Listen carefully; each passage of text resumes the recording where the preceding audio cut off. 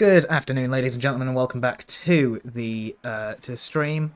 It's been a long time since I have streamed, so if there are any audio issues at all, please do just let me know. We are here with the 12 Hours of Imola raising money for the air ambulance service. And honestly, I don't think we could be raising money for any better of a cause. They do some great work around the UK. It's really nice to be back in the commentary box again. So hopefully we can have a really lovely time over the next 3 hours. I'm Frey. I've been sim racing for about 2 to 3 years, as as I might have introduced myself before. I do commentary with ACM a fair amount, and yeah, it's been a while. It's been a while since I have been in the commentary box. So hopefully we can get some really great action here on the track. We've already had some fantastic action, but let's try and keep it going for the next 3 hours while I'm here. There are still some technical things I need to sort out because I have not been in the stream game for a while. So let me know if the game is too quiet. Let me know if things are sounding fine. I'll keep an eye on the chat. And again, we are raising money for a fantastic cause. The air ambulance service does some great work across lots of the UK's counties. Let's just take you guys through the top few cars and see what we can get sorted out. Okay, I do feel as though ACC is a bit quiet, so give me a second.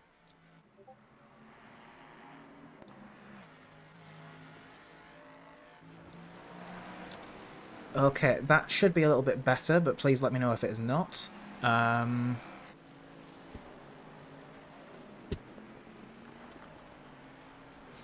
Okay, there we go. Now I've got delta times up. Fantastic. You can tell I've not done this in a while, can't you?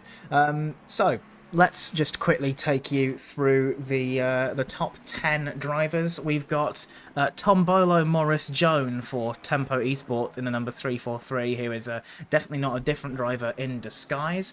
Currently owning first place in the Tempo Esports Ford Mustang, the all-black livery with the kind of glossy-looking Mustang horse on the side of the car.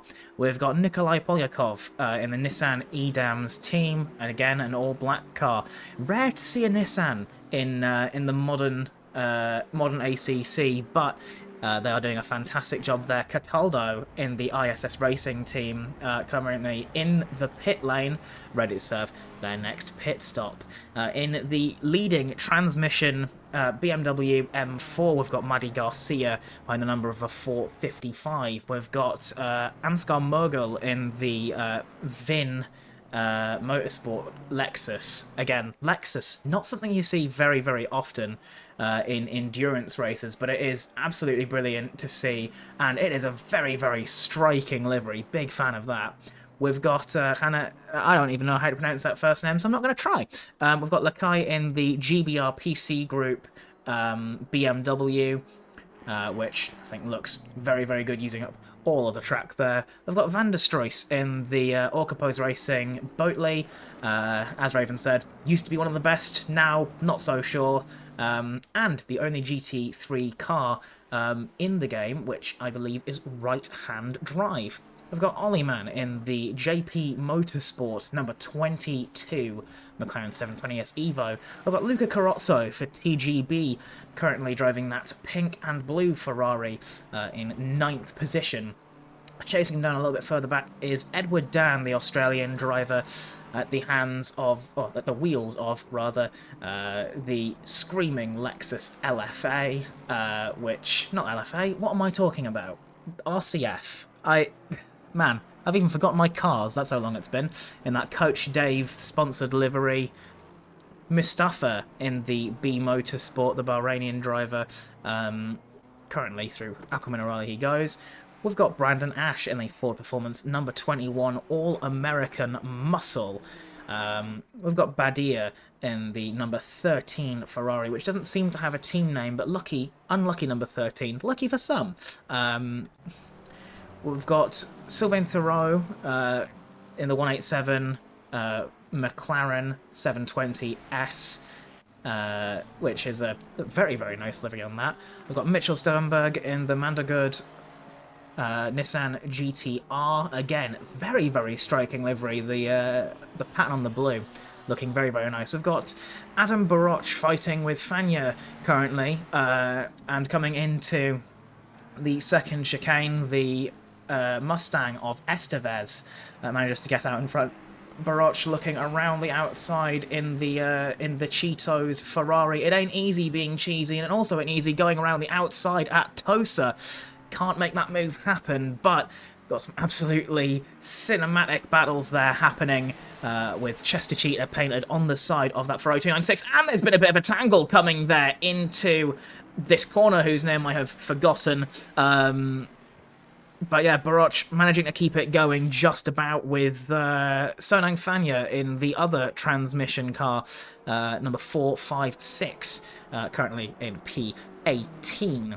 We've got Freddie Wally in the Legion Esports Aston Martin at number 201. Very, very nice looking car. Legion Esports. I think that's a university one. Because I swear I've seen that logo before on National Student Esports. We've got John Porter currently in the number 68 race trim Porsche, which we did see have a pretty big accident on the first straight, spinning like a Beyblade after turning themselves round on a McLaren, which was not a great thing to see. Nicky Saw in the 331 PC Group BMW, second of the PC Group cars, running in 21st position. We've got Ubica in the number 243 Wolf Motorsports Mercedes AMG. Again, very, very striking liveries. That blue is absolutely stunning. We've got Perizzolo in the Busa Racing Team at number 161, currently down in 23rd place.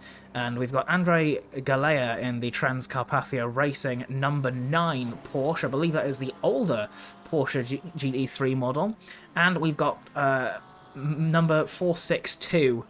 They might have been sat in the pit lane for quite a while because I don't see them having done any laps, but they are indeed here. So that brings us through the entire grid.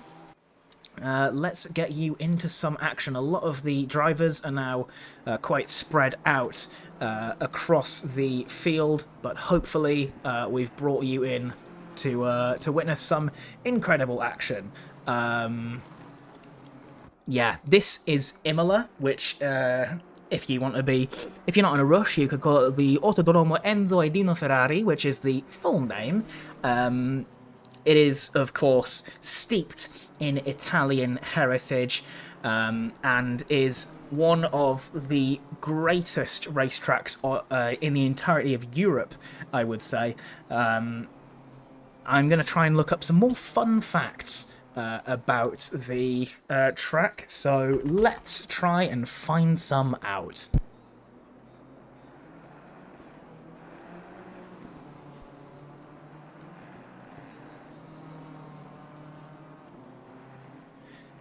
So the Autodromo Internazionale Enzo Edino Ferrari, known as Imola, is a historic 4.9-kilometre counterclockwise track in Italy, opened in 1953, known for its deep Ferrari ties, as well as being quite a technical track. Lots of elevation change, tricky corners, and generally very, very good racing. Located near the Santerno River, it's Ferrari's home track and features old-school, narrow layouts with short runoff areas. You see, most modern tracks will probably have a lot wider runoff areas with maybe rougher asphalt. Think your Paul Ricard's, for example. But here, you've just got grass, gravel, and walls either side of the track. So it is really quite an unforgiving circuit. If you do get things wrong, there's very little margin for error. You can see just how much Rodriguez in the 330 is having to take that curb on the outside there,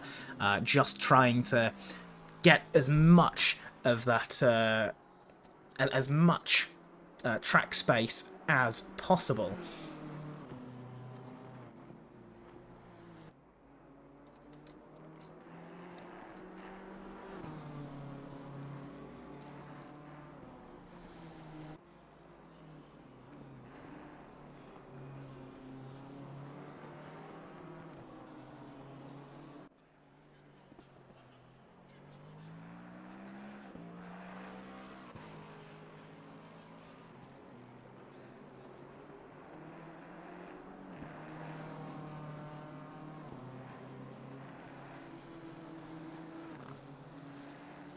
course, this is also one of the more infamous racetracks in the world, with some drivers not being able to make it in at the racetrack. In 1994, during the San Marino Grand Prix, two drivers unfortunately lost their lives, including that of the legendary Ayrton Senna, who was one of Formula One's greatest drivers and many modern drivers' inspirations, that really shone a light on just how dangerous motorsport is, and kind of made a much bigger push for safety within motorsport. Thankfully, because we're in sim racing, safety is slightly less of a concern, but of course you still have to drive sensibly, and some sim racing crashes can result in real world injuries, especially if you have a direct drive wheel, because if you do get into a crash during while using a direct drive wheel and you don't let go of the wheel, and the wheel snaps, it's likely that your wrists are going to go with it, which, you kind of need those, especially if you're racing. So, yeah, direct drive wheels, not only are they fantastic at providing the most accurate simulation and feeling of the car beneath you, but they can also be the most dangerous in certain scenarios. So, yeah, I mean, slightly less of a fun fact, it's just a fact. Yes, Barrichello also had a huge crash on the same weekend. Boothby thumb syndrome. Yeah, that's... there was a gentleman called George Boothby who got crashed into while using his direct drive wheel, because some people believe themselves to be Batman and think that the best way of enacting vengeance is to just punt another car off the track. Obviously, here at ACM we don't stand for that, and I don't think any racing service or league should ever stand for that, because it resulted in real-world injury. So, yeah, do be careful if you are planning on getting a direct drive wheel, that you're also not driving with wannabe Batmen. Or Batwomen. I mean, who knows? So for those of you just tuning in, this is the 12 hours of Imola raising funds for the air ambulance service, who does a lot of work around the UK. It's a service that hopefully you'll never actually need, but when times are dire and people are in need of urgent aid, the air ambulance is there to provide that service. So yeah, they do fantastic work. They deliver life-saving care through two vital services. You've got the National Children's Air Ambulance, operating nationally across England, Scotland and Wales, providing specialist transfers for critically ill babies and children, and your local air ambulance brings rapid emergency care to communities across Warwickshire, Northamptonshire, Derbyshire, Leicestershire and the historic county of Rutland. Their mission, very, very simple: help children grow up, help adults live longer, and make families stay together, because loss through sudden trauma should be a rare occurrence. From the ground to the air, day and night, every service under the air ambulance banner works tirelessly to deliver critical care wherever and whenever it's needed, and together we can save more lives. 683 hours the local air ambulance flew in 2024, and the National Children's Air Ambulance flew for 534 combined hours in 2024. So the more money that we can raise for this fantastic service, the more people will be able to help across the UK. My nan actually used to work as a nurse for the air ambulance, and I just find that funny because she also had a fear of lifts, elevators. So getting in a helicopter, perfectly fine, but not a lift.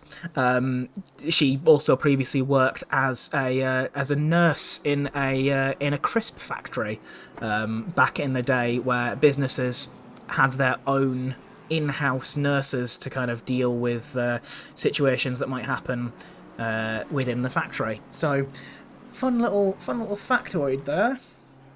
As we're going to look back here to Takuto Yamaguchi driving for the CRD Group Motorsport 883 car, being chased down by the transmission BMW of Fanya in the number 456. And I believe we've just had come back through Andy from the Air Ambulance Service. Lovely to have you back.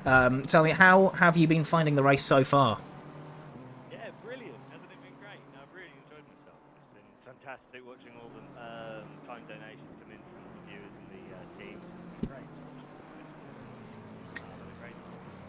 Yeah, absolutely. It has been a pretty chaotic race so far, and I'm very very excited to kind of continue with things. Imola, of course, being one of my favorite tracks. Um, I need to tweak the audio, so just give me 1 second. You All right, can take you can tell I've not done this whole streaming thing in a long time. You're doing a So great job. You're doing a great job. well, I could be doing better. So here we go. Hopefully, that should be slightly better. With a bit of echo. I think just people being. I think you're quite quiet, and ACC is also quite quiet, which is not ideal. So hopefully we should be getting that sorted out. Um, I really should have done sound checks before starting off doing the stream, but we're doing it live. That's the way we do things. Right. Okay. Potential for any more. Let's give it a go. Yeah, Andy, how about you tell us about some of the work that you do as part of the air ambulance service? How you know the really really important stuff that you get on with, because I know it's quite a big operation. You operate in quite a large area as well. So what are your kind of responsibilities? What's your favourite part of working with the air ambulance service? Great question. I mean, it's been a brilliant charity to work for. I've been with them for just over a year now in a fundraising capacity, working community fundraising. There's not very many walls put up around our charity, so I'm able to work outside of the base if I want to. It's not the most room in the world, and you do feel a little bit like you're getting underneath the feet of the important people in operations who are doing the job. But it's really good that for me, I find it's really good that the charity is so open to different departments, and we're able to look around because sometimes with charity work, you can get quite removed from the fundraising, get quite removed from the operation side about the actual function of the charity. Previously, I've worked in operations in different charities in the UK, and you don't see some of the fundraisers. They don't know fully what you do as part of your day job. So I'd like try to pride myself on trying to get to know the crews, get to know the work they do, try and relate to them as hard as that is. As I said, sat here in my office chair when I was just looking. They've already been out on a job today. Our helicopter emergency medical service, your local air ambulance, has already been out and done a job in Northamptonshire today. Um, so yeah, I mean it's a brilliant charity to work for. It's a fantastic service. Every penny of it is poured straight back into providing life-saving care. The costs are astronomical, but so is our support. So it's a fantastic balance. And of course, we're only doing the work that other 20 air ambulance charities are doing locally as well. So not only have say we done those missions today, and are we needing so much funding to keep operational, there'll be another air ambulance charity in whatever region you are in the UK doing the exact same work. Oh, with a big shunt there. Oh yeah, massive shunt there from Yamaguchi. Sorry, I am also trying to manage the stream as well. So Don't worry, doing a great job. Doing a great job. I'll keep on going, but don't worry. So your local air ambulance, as you said, provides the helicopter emergency medical service for the 5 local counties in the Midlands that we're connected to: Warwickshire, Northamptonshire, Derbyshire, Leicestershire, and UK's smallest county, Rutland. Apparently, it's the Isle of Wight. If tide's high, then it's actually technically smaller. So the smallest land county that we have in the UK, Rutland, which is a little tiny little patch. The work that we do, like you said, it's quite a big patch. It's quite diverse. You get London's air ambulance service. They're unlikely to be coming out to equestrian accidents on motorways, because obviously, they have the M25, but it's not necessarily a fast motorway like you would think the M1 might be, or the M45, which we have in Warwickshire, which is the UK's shortest motorway. But also, I can attest used periodically as a racetrack. It's completely empty, and people treat it like the autobahn. So the kind of jobs that we go out to are really varied. Whether it's horse accidents out in remote areas, we have the Peak District in part of Derbyshire, so there's lots of activities that people are up to there, whether it's hiking or out on their push bikes. Having incidents there that we have to respond to, as well as inner city problems like you said, like I was talking about earlier, with more and more incidents that we're going to with stabbings inside Leicester and Derbyshire, inside Derby, the city itself, and Northampton, the city itself, and Coventry as well, which we're just next to. It means that the work that we do, particularly as our charity, as your local air ambulance through the air ambulance service, is very diverse. And I've heard accounts from the doctors and the critical care paramedics on our team that that's what entices them to work for us particularly. I mean, again, I said this earlier, so the crews speak very highly of your local air ambulance and its management structure and how it allows them to do their jobs, whereas I know we're all working within red tape, and some other air ambulance charities struggle with that a little bit more. But another thing that they enjoys the wrong word, but another thing that entices them to the role is how varied the jobs that they go out to are. I mean, I can't begin to understand it. I like to know exactly what I'm doing throughout a day. Anything unexpected crops up, I'm like, oh god, this wasn't part of my plan for today. Whereas they just sit there on call, waiting for the phone to ring, and as soon as it does, off the pilot goes, boots up the helicopter. 2 minutes later, the rest of the crew will be on board, and off they go. And they can get more or less anywhere within our patch within 15 minutes. Oundle is about as far as we go. We have two bases for our helicopter emergency medical service, the yellow helicopter, the localised one. One's up in Nottingham, that covers kind of North Leicestershire, Derbyshire and Rutland, and one, our south one, or our southern one in quotations, is based out of Coventry Airport, and that does Warwickshire, Northamptonshire and some parts of South Leicestershire primarily. So two helicopters flying pretty much all the time.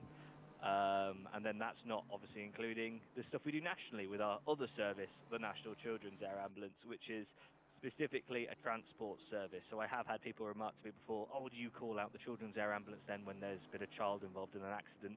No, that would still be our yellow helicopter, your local air ambulance in the region. That would still come to you for any accidents, any emergencies. It's like an emergency response, same as a normal road ambulance would be. Whereas the National Children's Air Ambulance work on kind of a pre-booking system and getting poorly children and babies the specific place they need to get. There's some very very emotionally charged stories as well about children back closer to families as well when it turns into palliative care towards the end, and there's no more treatment that will sadly be able to save the child. Then obviously it's important if that child's down in Great Ormond, in St Oswald's, if it's down in London and it's from Liverpool, then we'll try and get the child back closer to family because it's important that they spend those last moments together. So again, very emotionally charged, very it's important work that they all do. But as I was saying to John earlier, if you know anybody in the medical field or anybody in the emergency services, anybody in the military or that kind of thing, they all shrug it off and they just say it's the work that they do. It's testament to them, really, and we are privileged to have such great crews who staff both your local air ambulance doing the emergency response, the 5 counties local to us, and the crews on the National Children's Air Ambulance flying up and down the country, sometimes for hours and hours of a day. Yeah, absolutely. I mean, I can only imagine how challenging it must be as someone who works in that sort of, and having to see and like experience like so much like stress throughout a day with how much emotion and how many just generally how much stuff you've got to deal with. I honestly I don't have the words. It is fantastic work that the air ambulance service does, and I just want to give my thanks, and hopefully by doing this stream we can raise a little bit more money, and we can all give our thanks to the men and women bravely doing their part of keeping everyone who undergoes this sudden trauma that would require the air ambulance service to get the care and support they need as fast as they can. So yeah, thank you for your work. You're very welcome. And thank you guys, obviously, for hosting this. As I said a little bit to John earlier, so we don't take any money, which is not unusual to any of the other air ambulance charities. I believe there's one in Scotland that is organised by a government body or funded by a government body in some capacity. But for the majority of them, the other air ambulance charities in the country, all doing great emergency response, localised to their community and region. They don't receive any money from the government or the NHS, and they are purely there to prop up. And as you were saying earlier, Frey, a little bit like a insurance policy, almost. It's the kind of thing that you hope that you'll never see as our helicopter up close, because it means something awful's happened. And hopefully, if people are generous enough to donate, they still won't ever get to see the helicopter itself, except for flying through the skies overhead or at a base visit, of course, if you come along to our base. Exciting news on that end as well. It's a very exciting time to be part of the Air Ambulance Service as we are building our first ever purpose-built base, which is exciting. We've been operating out of rented accommodation at Coventry Airport for the last 20 years plus, but it's finally time that we grew up and bought our own place as Coventry Airport is closing, which is a great being turned into a battery farm, I've been told, and I'm still yet to work out if that means chickens or lithium, but one of the two. Either way, it means we're not. Either way, it means that we're not going to be able to stay there. The folks at Coventry Airport being very kind and giving us as long as we need. There's going to be no pause in our services, but we have, however, bought a patch of land slightly more central to all of our regions, quite rurally located, but well located to the motorways, which is very useful for us because we actually aren't allowed to fly at night or in really bad weather, but we do still have a crew who staff our bases 24/7, and they get out to you by rapid response car with the blues and twos with the lights on. Very similar, obviously, to the racing, which we're seeing in front of us now. Talking to some of the crews about that is very interesting. I say, do you prefer going in the car or the helicopter? They said the helicopter's a lot safer. I'd much rather be flying to every single job at 200 miles an hour in the helicopter than trying to contest driving around the A roads and motorways of the Midlands in our rapid response car. But this new base means that not only will we be better situated to respond via air to the 5 counties that we locally look after, obviously also by road as well, which is fantastic. And in an even more exciting development, I believe the plan is to bring the Children's Air Ambulance base out of Oxford Airport and put it in our new base, in our new southern base. So we'll finally have both of our services under the same roof in our new purpose-built facility. Spades are yet to go into the ground, but I've been told to look forward to this time next year, and I'm currently trying to get through to Nick Knowles on DIY SOS to see if he could do us a job, and that's no word of a lie. I've genuinely been seeing if we can get some of the BBC out to film a little bit of us doing it. So secures our future as a HEMS provider for the local area, and yeah, it's a very exciting time to be part of this charity. And we're always, I mean, I've grown to learn over the last year or so. It's always growing, always pushing to be better, particularly in the field of medicine, trying to learn what we can learn, how we can better look after the people in our community. And yeah, the support, not only with fundraisers like this one, but all fundraisers that we have going on is, yeah, it's breathtaking. And to hear so many people with their unique stories and tie-ins, whether it was John's earlier talking about his child, bless him, or you as well, Frey, talking about your nan who worked for the Air Ambulance. Which region it was? I can't quite remember which route. It probably somewhere up north, so probably more like the Leicestershire area. But Still could be us then, because that's still a bit of our patch. yeah, it could be. Yeah, it was quite some time ago that she worked for the air ambulance, and she also before that I believe used to be a resident nurse at a crisp factory. Back in the day when factories had their own nurses for if something happened.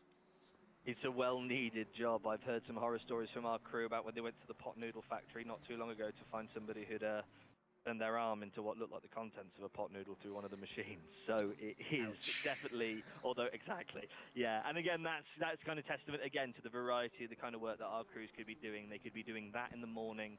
Then at midday, they could be transporting somebody with a brain injury as quick as they came back to hospital over to doing cesareans by a roadside by the end of the evening. there is no telling what they'll be doing when they get the call. They're ready for anything, and the variety of work. Again, it's the kind of people it attracts. It's amazing. It's the doctors and the critical care paramedics and the pilots themselves. The kind of thing they're attracted to is to always learn, to be finding something new, and to be able to jump on one of these helicopters and fly to these incidents and really use every ounce of their initiative and intuition to try and work out the best way to resolve the problem is incredible. I've had the privilege one time of when I was at a motorcycle meet with a paramedic and a gentleman came off his bike. No big issues. I think he'd broken his collarbone, bless him, but nothing too severe. I had to carry the paramedic's bag up a slight incline. By the time I got there, I think I was in more need of a HEMS provider than the individual with the broken collarbone. So you've got to remember that these guys are landing. I mean, with your local air ambulance, the emergency response we do in these 5 counties, they're landing in a field. They then have to take the equivalent of 10 kilograms or so on their back with their pack. They've got an ECG machine as well as a defibrillator and all the equipment, and they'll be jumping over fences, cutting through fences to run up hills to get to individuals who then they have to put on stretchers if they need to come back in the helicopter and carry back down. It's a very physically demanding job. I ask them a lot, do they get an adrenaline rush? They say, no, not really. No, I've done this for a while now, it's fine. Which is just more testament to the resolve of the individuals. Knowing some of them personally, I can say they're the people you want with you at a crisis. Absolutely, yeah. I think having that like iron will and just like a really steely nature, not really letting anything phase you, and just being able to stay calm when everything's super dire is like it's a really big talent that they have. That Amazing, isn't it? yeah, it is stunning. Yeah, I'm just glad that we can host races like this where we can kind of bring the digital and the physical world together, and by a bunch of people sitting in their bedrooms, with little plastic and metal wheels, driving pretend cars in circles for 12 hours, and making an actual real world impact, raising money for such a great cause. So hopefully we can get some more donations through. I'm just going to try and find the Tiltify link because I have lost it again. I'm horrendously badly organised. We're currently at £234, so we're approaching that halfway mark, and hopefully we can reach that £500 raised by the end of this race. I believe in you guys. Let's see what we can get done. Currently up in second place, we've got Stanislav in the 777 Nissan with the number 155 Mustang behind him, chasing him down into the third chicane. The two cars, you see the Mustang everywhere ever since it was added quite recently. It's been renowned for its straight line performance and its relentless American V8 power. And then you've got the Nissan, one of the veteran cars in ACC. And you don't really see it very often, but maybe with a nice balance of performance, it could actually be quite a good car. And we can see the 777 team managing to take it into second place, just 36 seconds back from the 343 Mustang that is leading the way. So they are doing a fantastic job. But you can very clearly see some of the favourite cars just by the positioning and the amount of these cars that have. The Mustang, of course, very popular choice. Ferraris and McLarens, you also see a lot of those, and really there's a few cars in here that I wasn't expecting to see, like the Lexuses, or Lexi. I still don't know what the plural is of that, but we'll figure it out. They wouldn't be my first pick for an endurance race because they are notoriously bad on tyres, but I think if you drive smartly, unlike myself who has chronic lead foot, I think you can manage the tyres a lot better on cars like that. And with this gap between second and third place hovering just around a second, we are going to keep our eye on this action as the two cars approach Acqua Minerale. Hopefully we can see some more action happening throughout the pack. Down in P7, we've got Bloem's number 22 McLaren chasing down the perhaps unlucky number 13 of Badir, currently in 7th place. The gap there also hovering around a second, so we'll try and keep you up to date on all this action. We can see Baroch in the Cheetos Ferrari has spun And it looks like he's just about getting going, reversing onto the track. That is not something that I would have done personally, but, you know, it ain't easy being cheesy.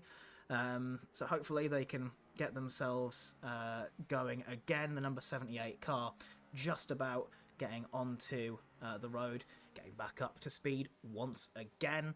So hopefully they can keep themselves nice and clean for the next bit. The tyres are still going to be a bit dirty, so that is going to have to be something that they consider coming into the first couple of corners. Let's go back to this fight for P7. I will say you'll probably hear my energy start to dwindle off towards the end of me doing commentary, but right now I am absolutely full of vim and vigor, ready to blabber over a bunch of fake cars driving around in circles, which is a very, very fun thing that I quite enjoy doing. I've got this number 13 does have a 10-second time penalty. And a bit further back, the 161 of Perizzolo with a 10-second time penalty as well. Again, thank you to everyone in the Twitch chat for your support. So, let's have a quick look back into the chat, see what else is going on. The biggest danger from direct drives is they show how old and weak your muscles are. I don't have a direct drive wheel. I'm thinking about getting one. But honestly, I'd rather just use my TMX till it breaks. I grew up with the value of if it's not broken. Yeah, if it's not broken, no point in replacing it. So that was my motto kind of growing up. Hopefully. How long have you had that? How long have you had your rig for then now? So I had it since I started, so about 3 years ago, which was it feels like ages to be completely honest, but yeah. I think it has an odometer built in that tells you how far you've driven. That would be a fantastic thing to have. Actually, I think that'd be really fun. Let me see if I can just. I'm really struggling with this whole audio thing at the moment. Are we still having audio issues now? Yeah, I'm trying to get them fixed as much as I can, but we'll see what I can do.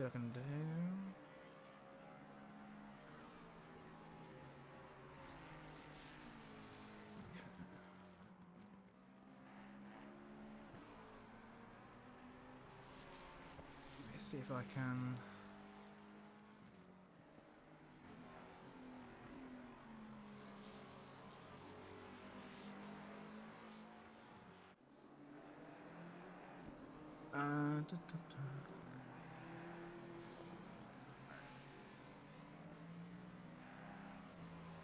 There may be a temporary part where Andy might not be audible for a bit while I try and figure out this whole audio shenanigans. So let me just try and figure this out.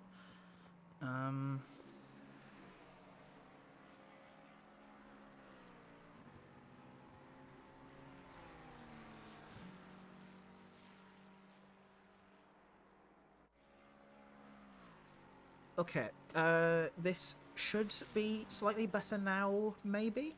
We'll wait and see. It still says that my mic in. How's that? We'll give it a look. I'm using a lot of experimental stuff on OBS's side, so I don't know if it's actually going to make much of a difference, but we are just going to hope and pray that it does.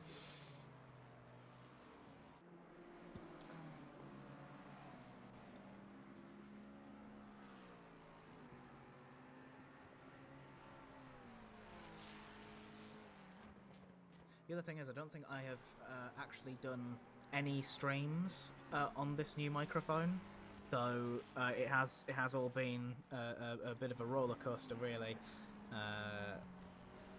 And as well as that, new internet. So for all I know, this is still a bit patchy. It sounds good from my end, but I'm not listening to the actual stream. I've got us up in Discord. Fair enough then. As in, I am watching the stream, of course, but muted, so I don't have to hear my own horrid voice spoken back to me. I do the same thing. Yeah. Wouldn't be thinking.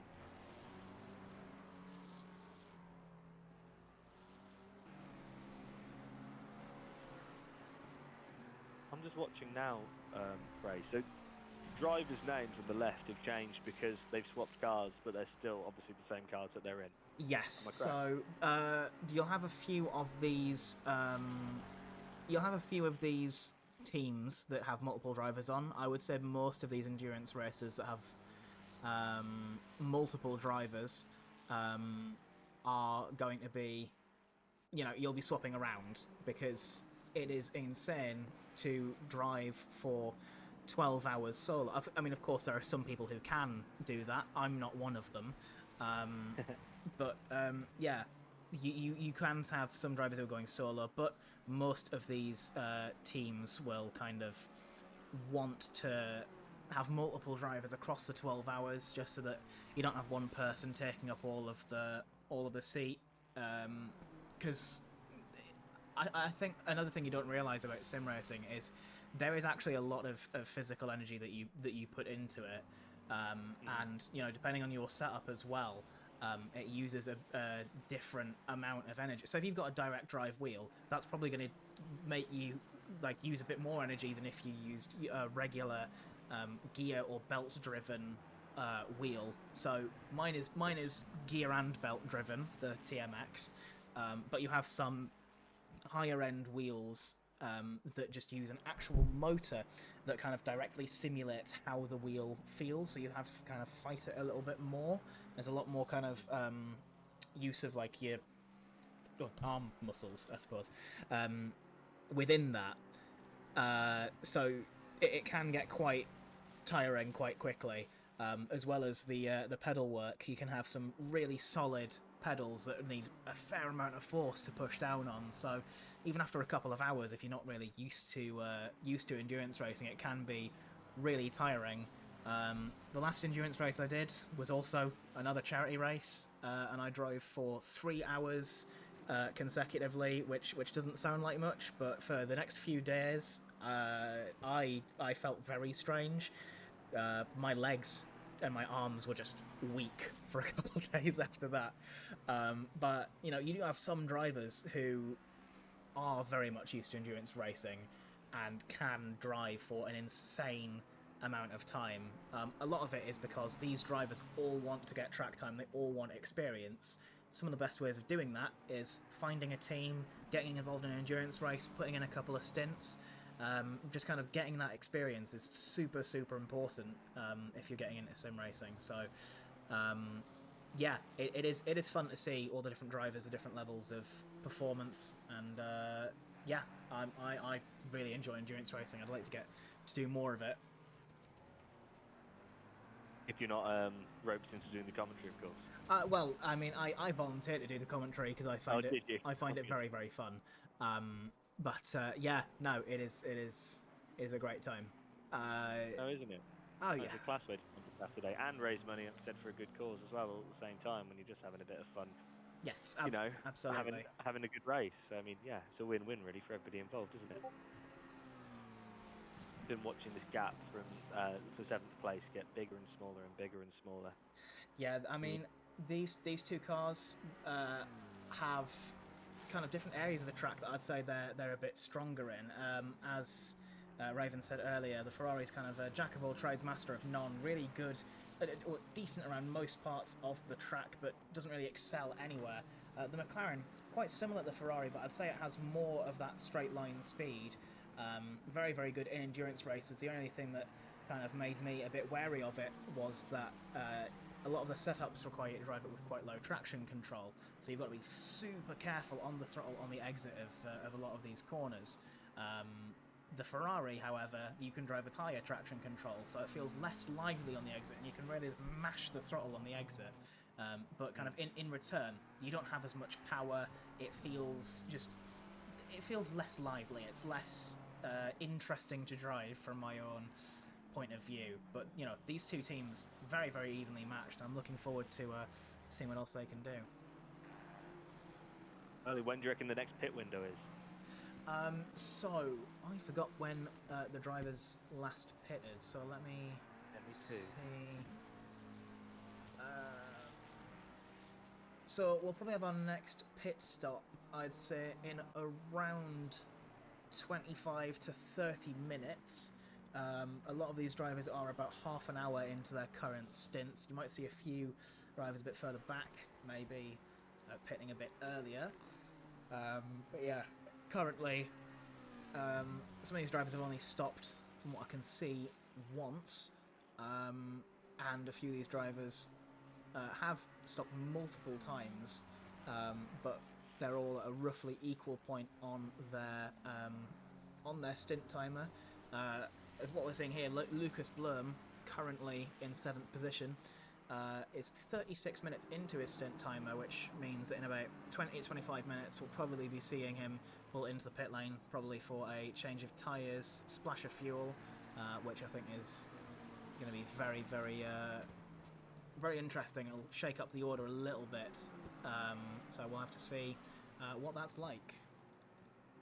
Of course. And race leader is ahead by a full lap? The race leader is 42 seconds ahead of the car in 2nd place, so we're about 3 hours in.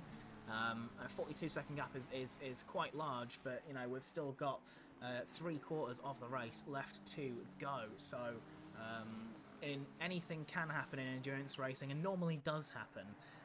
So very, very interesting to see just how much the number 343 car can pull out on the others. We've got a blue flag here with that Nissan nearly losing it out of that final chicane, so they're going to have to pull off to the side and try and let these guys through. He might try and just go a little bit... Oh, hang on. He's not letting them through very easily. Going a little bit wide through the Ravazzas, and he's probably going to just let that Ferrari through on the straight. A little update on blue flag procedures as well. Generally speaking, within qualifying, they're mandatory, so if you see a blue flag, you kind of have to get out of the way of the car behind you, because they're going to be on a fast lap, and you have either invalidated your lap or you're going considerably slower than that car. But in racing conditions, they are advisory only. Now, different leagues will treat that differently, but generally, if you see a blue flag in your lapping car, it just means don't fight with this guy behind, because it's not for position. So normally, as a slow driver, I see a lot of these blue flags, so I can say with wholeheartedly I've got plenty of experience. Generally, indicators to show the direction that you're going, and maybe an early upshift onto a big straight, just so that you have slightly less power. You're not slowing yourself up too much, but the car behind you can just whiz past. You're not losing much time, they're not losing much time. It's a win-win for both of you. And the blue flag doesn't immediately mean duck out the way as quick as you can, because it is always the slower car's responsibility and the fastest car's responsibility to drive safely and predictably, and especially under blue flags, as we've seen multiple times in this race.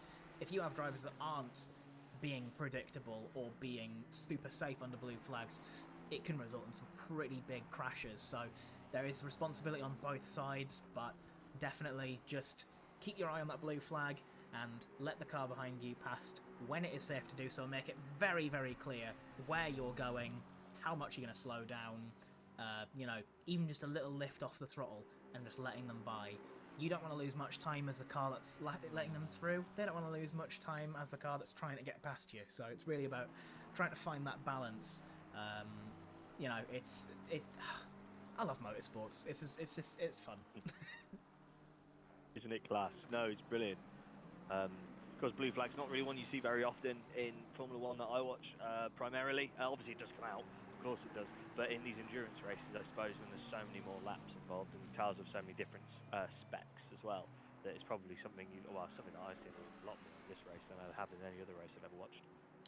Yeah, in F1, you know, the blue flags you're not really going to see very often, except if you have some very, very slow cars and very long races.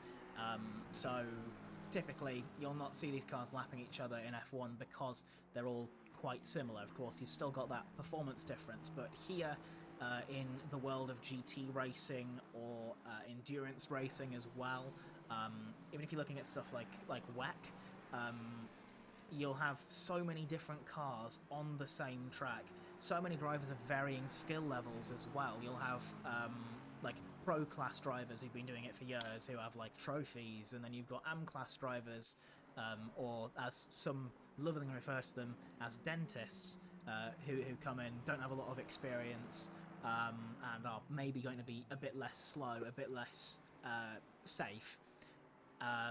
They're all on the track together, so marshalling, very, very important, and also paying attention to the flags, very important. The dentist thing as well, it's mostly because in LMP3, which is a division of endurance racing,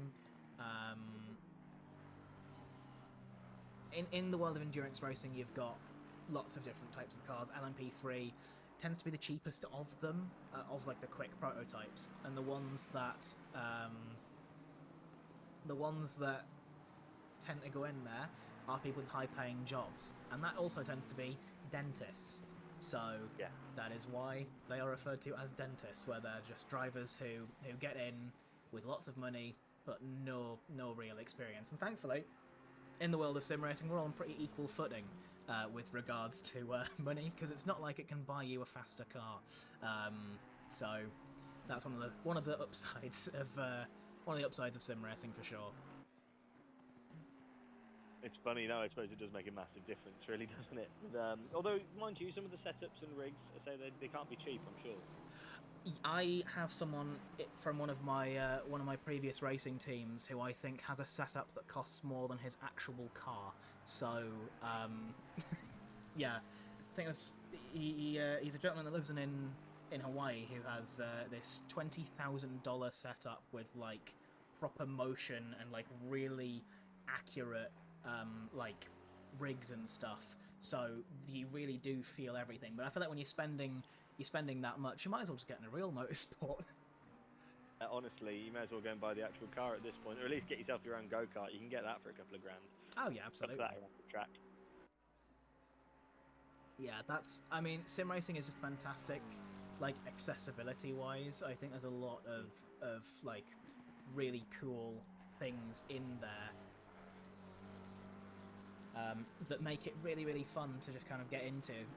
And with sim racing as well, you only have to buy one rig to drive as many cars as you want, and that's what I love about it. There's Assetto Corsa, which was the game that came out before this, sim developers, and there is such an active community on there who consistently make these like third-party mods of actual race cars, actual tracks, or sometimes even fictional tracks.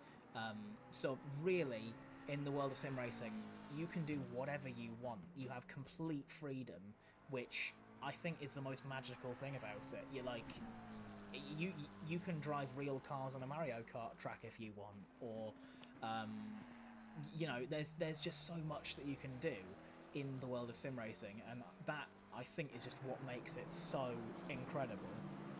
Entirely. I've got to admit, I have watched myself a video of somebody driving Graham Hill's Lotus around the old Spa track. I can't remember the gentleman whose video it was. It escapes me now. The lad wears James Hunt's helmet when he's actually racing. But anyway, I've got to admit, watching that did make me consider buying the whole rig and the whole setup. I thought if I could race some vintage F1 cars around the old vintage tracks, oh, that would be the bee's knees, that would. And like you said, you don't need to buy a different car once you've got one rig. You don't need to try and get it all the way to Spa or time travel back to the 1960s to see what it used to be like when it was lined with trees. You can do all that from the comfort of your own living room. That's pretty cushy, isn't it? Absolutely, and as well as that, you don't have to worry about the safety much. So you know, you really can just drive it flat out, because there's there's very little real risk actually involved in driving a sim car. But if you were there in person, I think you'd be a little bit more wary of just what's going on. And I think, you know, while sim racing does kind of translate into real world performance sometimes.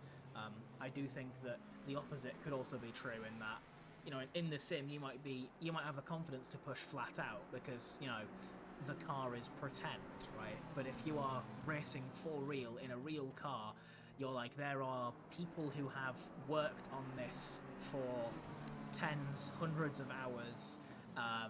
You know, there's real money that has gone into this, and if I crash, people aren't going to like me. You know, that's it's a scary thing. But you know, I think that's just what makes motorsport and sim racing so good, because it gives you that gateway to kind of experiment. And we've seen increasingly, quite recently, lots of programs that actually take sim races and put them in the real world, in real race cars, that I think is just so special. We've seen it with I'm not sure if you've seen the Gran Turismo movie, based on the story of Jan Mardenborough, who was a former GT driver in the Nissan GTR, who also did a lot of competitive Gran Turismo racing back in the day. And we've had other drivers as well who've kind of gone through a very, very similar thing, who've been on that stage of sim racing, as we'll see Rodriguez doing a bit of rallying there.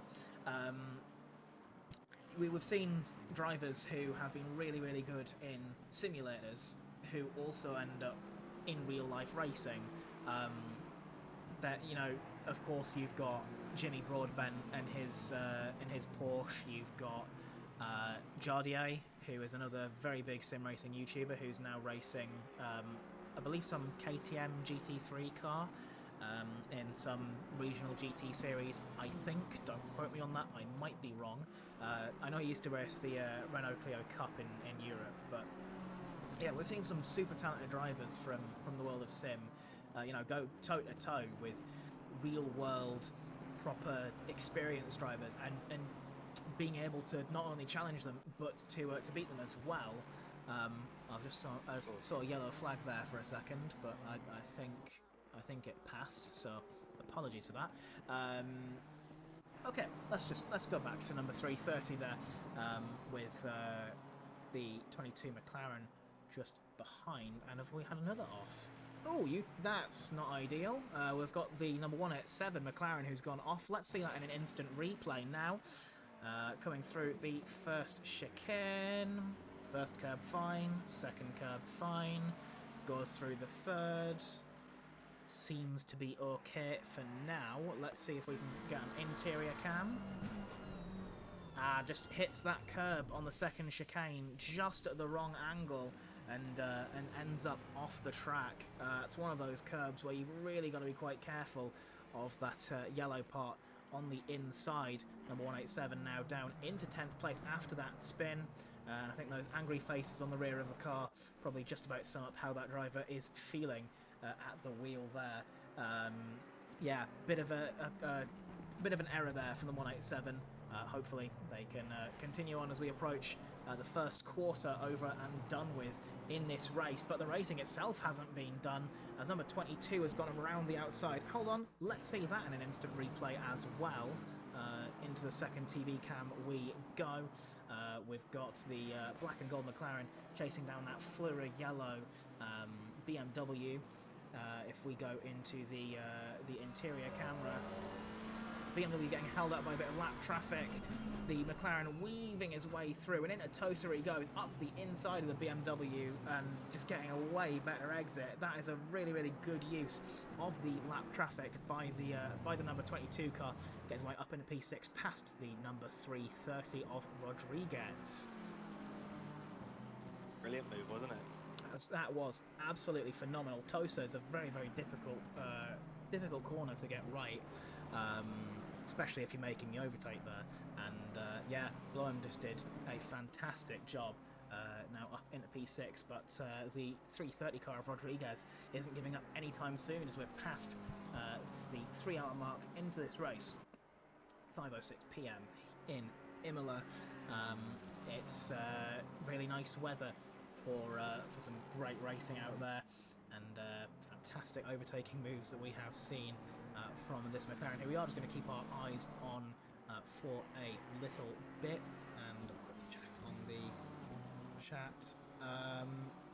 Yeah, let's keep on raising a bit more money for the Air Ambulance Service. Remember, your donations go not only towards a great cause, but also to ruining the race for potential drivers who are out on the track by giving them penalties. We've got lots of different amounts that can do different things. I can't find the donation penalty thing here, so let me... Okay, here we go. Ballast, I think, has already been locked down, but we're going to go through time penalties, which can be added or removed. So 5 seconds worth of penalties is £3 or $4 US, and of course this does stack. So if you give £30, for example, that will be a 50-second time penalty, which will certainly hamper the race of some of the drivers. A drive-through is $20 US or 15 of your Great British pounds. A stop-go 10 is £23 or $30, and a stop-go 30 is $50 or 38 Great British pounds. There are no limits on the time penalties, but penalties that force drivers into the pit lane, so that's your drive-throughs and your stop-goes, can only be applied one time per car per hour. If the penalty is removed before the end of the hour, it can be reapplied if someone else buys it. So you can kind of go in a bit of a bidding war just to see how much you can screw with the other drivers. Penalties are locked in on the 55th minute of the hour based on UTC time, which will give the stewards just enough time to apply them. And there is a crazy hour every 6 hours. So on the 6th hour, so halfway through the race, and on the final hour of the race, time penalties will be applied immediately. And once we are at 10 minutes to go, there will be no more penalties that will go through. But your donations definitely still will, and they go towards a fantastic cause. Hopefully we can keep seeing some fantastic racing, more donations coming in to get more of these drivers, more penalties. So yeah, let's see just how much we can raise and how much we can annoy the drivers who are out on track at this moment. Tell me, Bray, how does it feel to be a driver and to have those time penalties put upon you? I have never actually raced in any of these races. I've always been on the commentary box side, so I've got a much comfier seat, and I don't have to do as much work. But as someone who has had time penalties before in races, I think it depends. You know, if you're still quite a new driver, you know, because we all start somewhere. I think your first reaction is going to be one of anger and of assuming that you're in the right, which is something that a lot of drivers seem to do, which, you know, I think a lot of it is like an adrenaline thing, because in the moment, you know, something's just happened, you're like, oh god, but, you know, I think as you get more experience, you can kind of pick apart the incident in your head and be like, no, that was entirely on me. And if you get the penalty, you're like, yep, okay. And if the other person gets the penalty, you say nothing and you carry on driving. Carry on driving. Yeah, exactly. The game penalties can feel a bit lackluster sometimes, so track limits are a very big thing. And the difference between getting them and not getting them is absolutely minuscule. So you'll see a lot of these drivers who seem to be breaking track limits quite consistently, but they are pushing the system to its very limits just to squeeze as much time as possible, because every millisecond around these sorts of races counts, as we're going to see from this fight here for second place between Kartovic in the 777 Nissan and Mogul in the Vin Lexus, which I think is going to be an absolutely phenomenal fight. But yeah, penalties aren't ever something you want to get, but thankfully if you have enough money, you can always get them removed. At least you can get the time penalties that people have paid to add on removed. If there's in-game penalties, we're not removing those. You deserved those ones. You can't bribe the stewards. Are you sure? Unfortunately not. Not the in-game penalties, but if the stewards with ACM give you a donation penalty, you can always donate to get that one removed. But if you do get a penalty for, driving like a tool, that one can't be removed, because otherwise the richest person would end up winning, because they'd just drive like a maniac the entire time and end up But it really does become Formula 1. Yeah, exactly. Yeah. So, we can see Kartovic and Mogul coming through Aqua Minerale right now. The Nissan is absolutely pushing his hardest through each of the corners, and the Lexus is right on the back of the Nissan. He's looking to the inside into the final chicane, but doesn't make that move. He's trying to scare him into making any sort of mistake. The Nissan seemingly handling the curbs quite well. As we go through into TV Cam 1, we see the Lexus just behind, really looking to make any sort of move he can. He has a little onboard of the Lexus RCF, the screaming V8 engine at the front end of that car. Let's just give it a listen on the pit straight.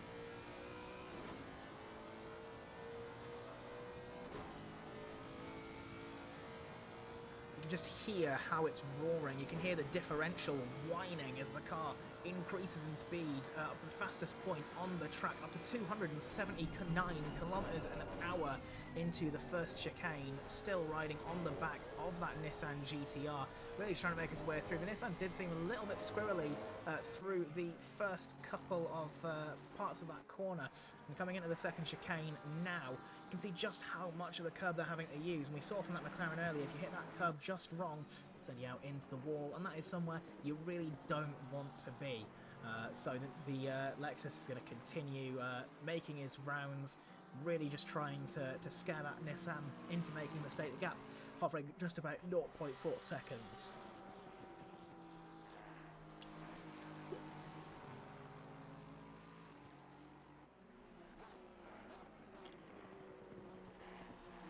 If I do ever go quiet for any reason, that's probably because I'm drinking water after having blabbed very quickly.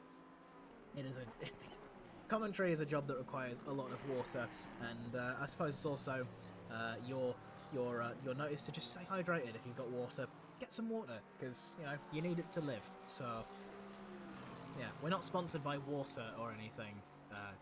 It's just that is hydration's important. Coming to the final couple of corners now, I believe they are the Ravazzas. We can see the Porsche from earlier that was turned into a Beyblade by a McLaren earlier on in the race. Just ahead of these two cars, so if they are trying to lap him, you have to be very smart with the way that they do it, and potentially the Lexus could use this lapped car as a way of getting past. And coming into the first corner they go now. The Lexus looks at the inside, doesn't make anything happen of it though, as we are coming out of this first chicane. Both cars able to navigate the Porsche quite effectively. Yeah, just managing to get past in, I would argue, probably the perfect spot for both of them, because neither of them lost any time at all. And now coming into Tosa, we've got, they're still going, I mean, it's like a little train that's starting to form here between the Japanese powerhouse and the technically Japanese wearing an American hat car, just following the Nissan through. And yeah, it is very, very close between the two, the all-black Nissan and the almost Bumblebee-looking VIN Lexus, battling all the way around the track. Let's have a look at the wing cam on the Nissan. The Nissan holding the left-hand side, or the right-hand side of the track. The Lexus looking up the inside in the final chicane. Can't make anything happen, but he's right on his bumper. And coming into the final couple of corners now, that Lexus could be looking to make a move. He's in the slipstream of the Nissan GTR, trying to do anything he can. He pulls to the right, he pulls back into the slipstream. He's not going to make any sort of move there. but he is approaching quite quickly. The Nissan a little bit wide on the exit, looking slightly squirrely coming in the last corner. The two go. The Lexus just behind, right in the slipstream. Let's go back onto the wing cam of the Nissan. And you can just see the power of that Lexus and the power of the slipstream as well. Lower air resistance from the Nissan cutting through just ahead. The Lexus now side by side through the first turn and into the first chicane they go. Lexus around the outside of the Nissan GTR. Can he make it happen? It's almost wheel to wheel through the first corner. The Nissan just able to hold the inside line, get past them both, as the Lexus is not backing down anytime soon. Absolutely incredible scenes that we're seeing here in this fight for second place.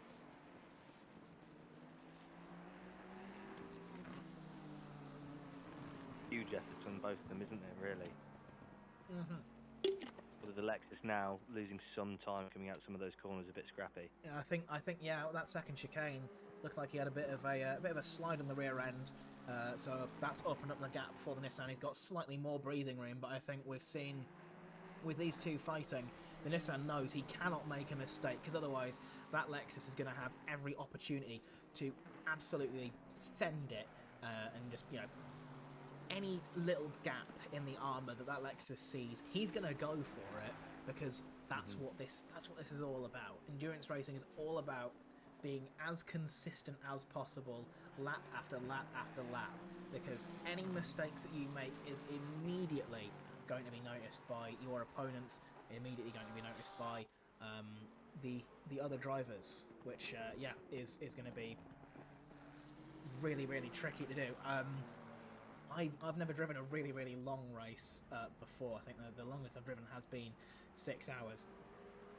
Not me personally, but in a team, I think longest I've done is part of a 6-hour endurance race.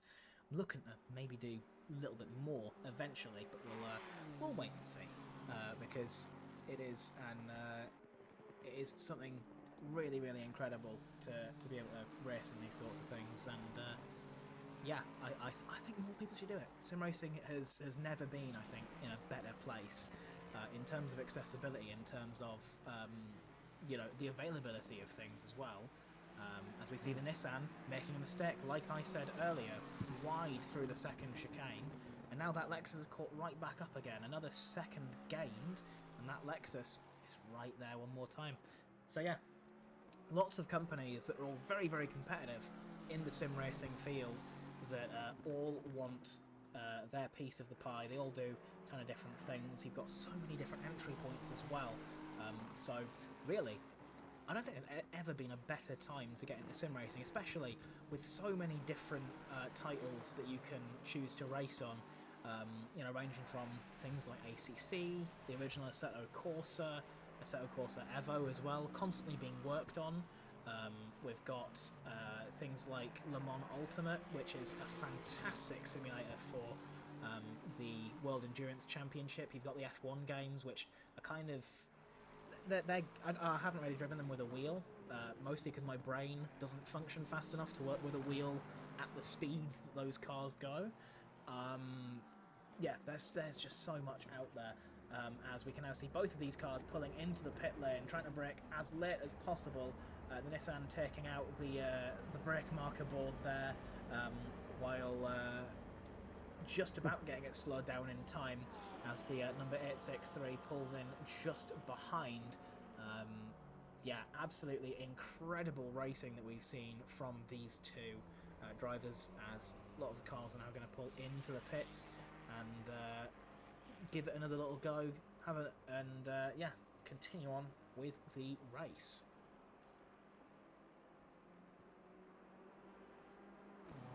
To add to a little bit what you were saying earlier as well, Frey, not only do you see sim races going into real life racing, but I think more and more as well you're seeing sim racing become useful as a real tool, as a real ability, as a real a way for not real life drivers, but drivers, you know, professional drivers who drive real life cars to pick up on their skills as well. More and more you're seeing that it used as like a way of learning tracks and a way of learning feeling cars, aren't you? Absolutely, yeah. I've seen a lot of drivers who, you know, they have their own car and they want to do a track day, but they want to learn where the track goes first, because of course you never want to go to a track day, not know what you're driving.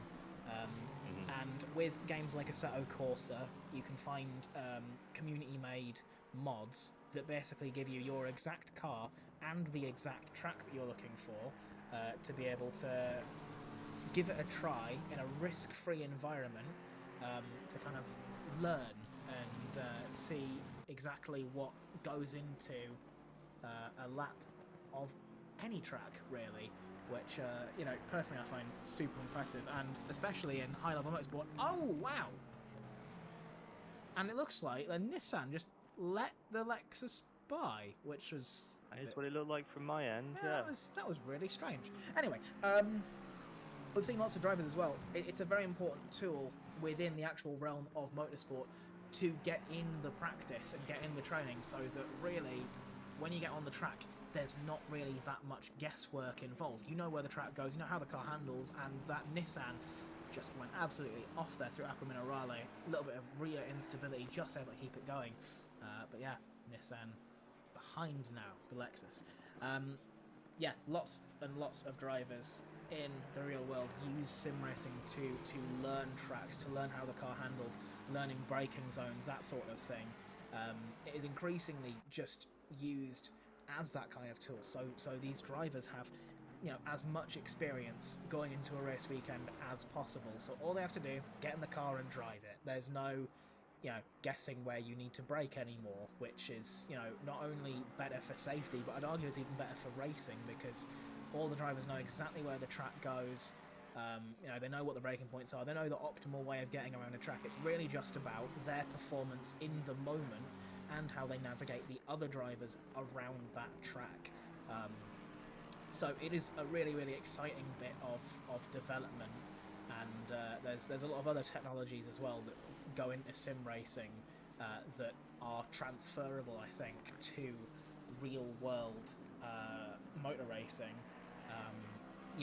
You've got those things like butt kickers, as I think that's the actual brand name of them, which are basically subwoofers that go under your chair that give it some element of movement whenever you're driving a car. So if you go over curbs, you get to actually physically feel it in your body, which is a thing that, most sims, you don't really have that. You've got full motion rigs as well if you really want to make yourself sick while you're driving. And, there's so much within sim racing that just, I don't know, it is magical. And I think really we are in a fantastic time with so many titles available that just do sim racing right, that I think, really, if you're getting into the hobby for the first time, I do think you're a bit spoiled for choice, to be honest, because there's just so much to choose from. And, my experience with it, somewhat limited, but generally speaking, sim racing, I think anyone can give it a try. You can try and drive any car you want.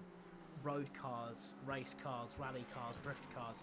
Do it in sim, and you have a phenomenal experience anyone can really enjoy. It definitely seems very accessible, and it seems like a good bit of fun, definitely. And it's been a class day today. I've really enjoyed myself.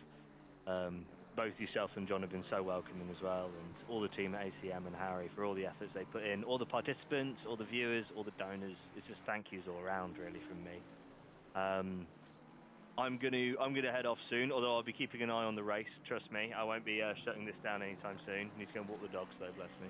But I wanted to say a massive thank you again for all of you guys, for all the efforts you're putting in here, and I hope everybody's really enjoying this race. And yeah, for the next 8.5 hours, which is crazy, I wish all the teams the best of luck, and I hope you have a fantastic day. Yeah, thanks. Same to you. Same to you, Andy. Hope you have a brilliant day. Thank you and everyone on the Air Ambulance team as well for all the hard work they put in as well, making sure everyone is well. Yeah, thank you again for we wouldn't hopping be able in. to do it. No worries at all. We wouldn't be able to do it without the support of fundraisers, big and small, virtual or physical. So honestly, it's all of our air ambulance service in a way, at least in these 5 counties and nationally for the Children's Air Ambulance. And yeah, it's all down to you guys really for supporting it. So thank you, a massive thank you again. Absolutely. Thank you, Andy, again for joining us. I'm not going anywhere anytime soon, so you're not going to be stuck with me until around 4:30 UK time, so you've got me for another hour and a half, at which time I've got some other stuff that unfortunately I do need to be doing, so the stream will be entering a bit of a lull, and you'll have Raven back for the final 2 hours of the race. So again, thank you, Andy, for joining us, and yeah, hopefully we can get some more donations in, some more penalties added to these drivers, and yeah, generally raise a bit more money for the air ambulance service. We are currently sitting at £234. Let's see if we can drive that up to £500 by the end of the race. Thank you again, Andy, for joining us. Amazing, thank you. Speak soon. Speak to you soon. Thank you. Bye. Okay, let's keep an eye on some of these gaps. We've seen at the front of the field between Jan Straka, currently now, we've had a driver swap in the number 863. He's pulling out a gap on Polyakov behind in the 777. So I think both of these teams have actually had a driver swap. Yes, they have. So, we've got two Tom Morris Jones in the car in first place. It's the actual Tom Morris Jones for Tempo Esports in the number 343, with not Ryan Kelly in the other seat, who's probably gone off for I don't know, some food or something. We've got in the number 863, we've got Jan Straka driving the number 863 Lexus RCF for VIN, with Angsar Mogul and Martin Coy currently in the pit lane. A bit further back, we've got Nikolai Polyakov with Stanislav Kartovic in the 777 Nissan GTR Nismo, the 2018 model. In the number 115 ISS Racing team, we've got the Italian outfit of Daniele Cataldo with Luca Butol in the number 155. In the number 22, JP Motorsport, we've got Thomas Oerlemann at the wheel of the McLaren 720S GT3 Evo, with Tobias Warneveld and Lucas Blum currently sitting in the pit lane watching on. Down in the 20th position, we've got the Belgian driver of Jana van Kovenberg in the number 28 Ferrari 296, with Luca Carrozzo and Dario Brems for the TGB team currently watching from the sidelines. We've got Lakai in the number 330 PC Group BMW, with Pedro Rodriguez as the other driver. We've got Hamza Badia in the number 13 Ferrari 296, with Boaric and Imlil, who are the other drivers there.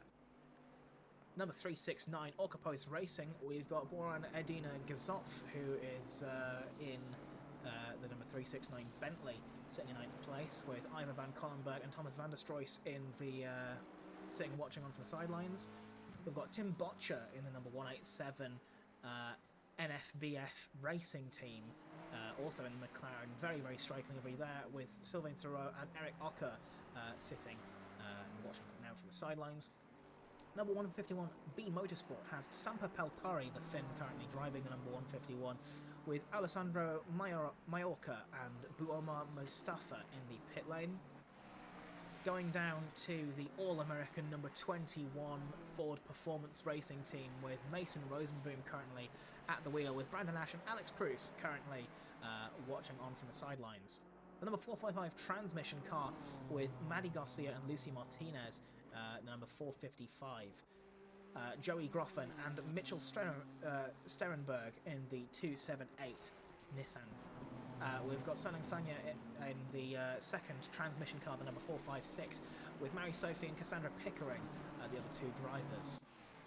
We've got Grajada in the number 129 Ford Mustang GT3, with Gabriel Nunez, Rogerio Amorim and Daniel Estevez, the other drivers on that team.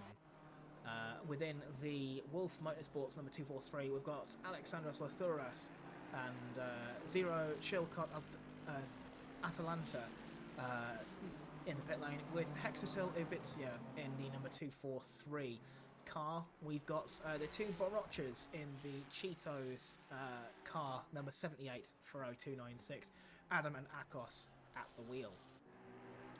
Number 201, Legion Esports, with Aaron Chong currently at the wheel, with Xander Coffin and Freddie Wally also racing for Legion Esports, who I believe are a university-led or backed esports team operating within NSE.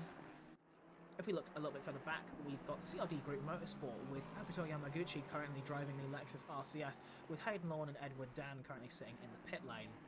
We've got the most populous team of the race trim Porsche, the number 68, with John Porter at the wheel. And as well as him, we've got Stuart Woolley, Dr. Bones, Volodymyr Kostenko, and Maximiliano Herrera driving the number 68 car.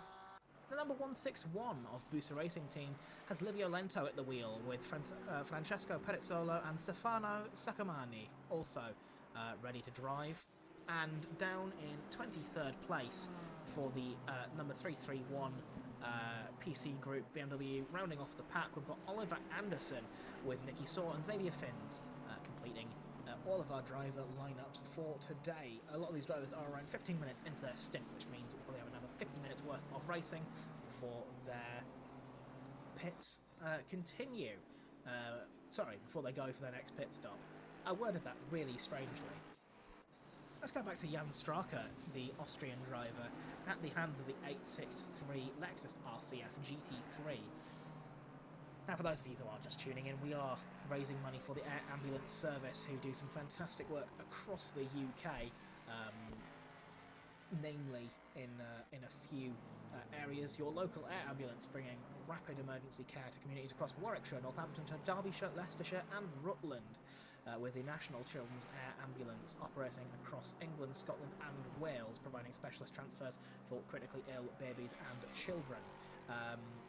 Having the right people in the right place at the right time can change everything in the worst situations, but their mission is as simple as possible: helping children grow up, adults living longer, and families staying together, because loss through sudden trauma should be rare. From the moment the air date and night, every service under their banner works tirelessly to deliver critical care wherever and whenever it is needed, and together we can save more lives, and together we can get some more donations in. Again, we're sitting at £234 here.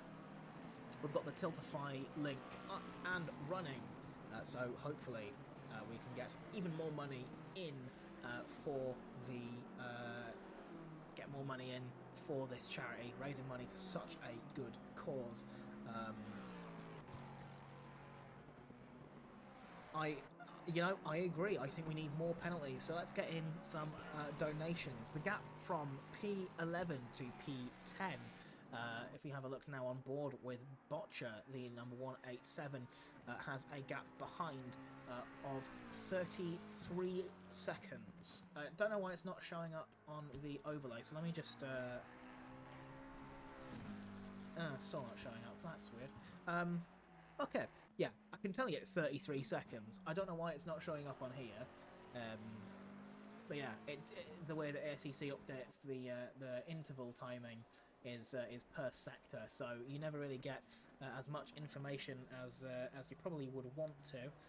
But you know, unfortunately, that is just the way the ACC likes to operate, which some may not like. I'm not a huge fan, but you know, that's the I don't know, that's what the development team did and wanted. So the gap between 10 and 11 is sitting around 33 seconds. One of the closest gaps that we're seeing right now, though, is between Badia in the number 13 and the Gazoff in the Bentley. You've got kind of two cars that are almost polar opposites in the world of ACC. You've got the Ferrari, which is a relatively sensible car. Doesn't really have much going on in terms of how it drives. I'd say it's quite flat in the way that it drives, but yeah, he's got that Bentley chasing just behind him. I say that as Cataldo in the number 155 seems to be putting on the rocket boosters, as now I think he's gotten past Polyakov, and now he is waiting to get past Straka, with the gap at 0.3 seconds coming now into Piratella, which I've just remembered is the name of that corner that we just went through. So between 4 and 5, your gap is sitting around 9 seconds. Don't know why it says plus 2 laps. I think that is gap to the leader. Yeah. So 4 and 5, you've got 9 seconds there. And between 2 and 3, it's sitting about half a second between Jan Straka and Daniel Cataldo in the ISS Racing Team Mustang. The Mustang, again, the newest car added to ACC, and I believe it was actually included for free in an update, which is phenomenal. Let's go on to the wing camera and see how close this Mustang can actually pull to this Lexus just on this one straight, with a little bit of help of the slipstream behind. I mean, the two cars seem relatively evenly matched. The Mustang maybe just eking slightly closer on the straight. It's very, very hard to tell.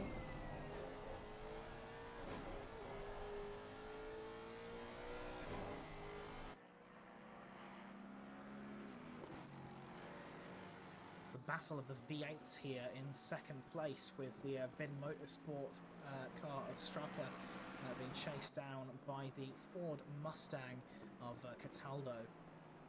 Less than half a second between the two cars.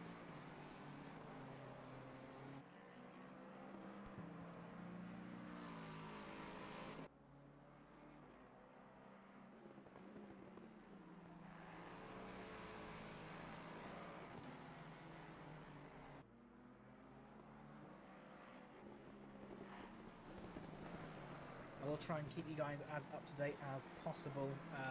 Unfortunately, I don't have the really nice overlay that Raven had earlier with ACC TV.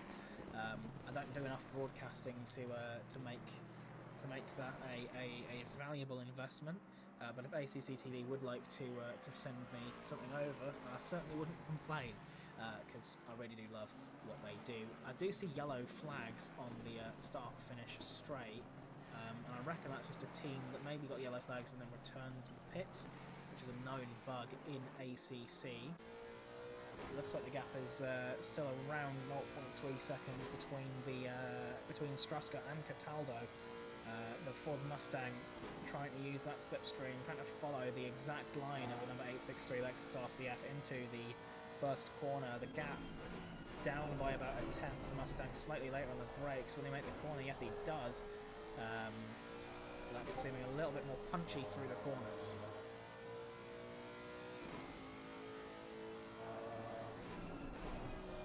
Just hear the roaring of that engine, as I think further down we've had an overtake. Let's see that in an instant replay, because I'm a bit sad that we didn't catch that. The Bentley catching up to the Ferrari, who maybe has a bit of a moment on the exit of the second chicane, and he just makes that move right past the Ferrari on the first chicane, coming into the second, just keeps it going, and yeah, that's the Bentley now up into 8th place, but that Ferrari isn't giving up anytime soon, because now that gap is sitting at 0.6 seconds. The Bentley is really handling the curbs a lot better than the Ferrari, which sits quite low to the ground and is very, very sensitive to these curbs, as we also see these two cars of Straka and Cataldo also absolutely monstering the curbs. You've really got to try and open up the corner as much as possible, carry as much speed through there as you can, coming in the last few corners, because you see Straka and Cataldo battling for P2.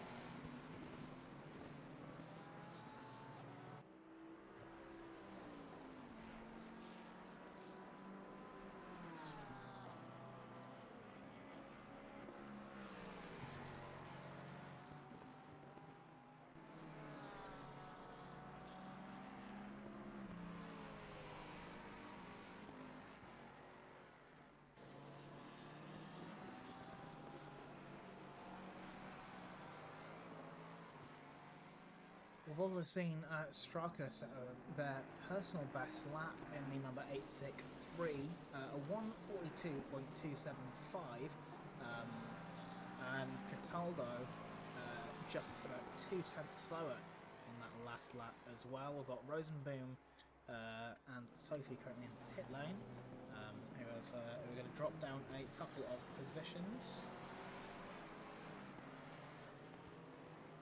Do the pit stops. We've still got Straka and Cataldo, who I don't think are anywhere near the end of their stints. Yeah, they're at 20 minutes in. 274 kilometers an hour is the speed trap speed for both Straka and Cataldo. So both of them are having a really. They're both incredibly fast.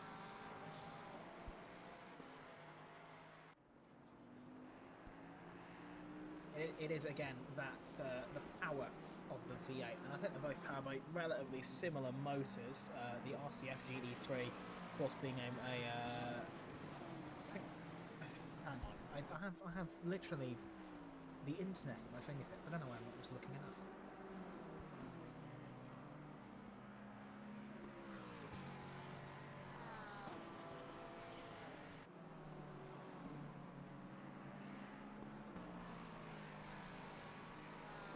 So they both use 5.4 litre naturally aspirated V8 engines, which so the 5.4 in the Lexus is a kind of enlarged version of the 2UR GSE engine in the production RCF, with a high revving engine for long distance racing, despite in this sim, of course, being notorious for being poor on the rear tyres. And the Ford Mustang GT3, based on the 5-litre Coyote engine, which has been developed specifically for GT3.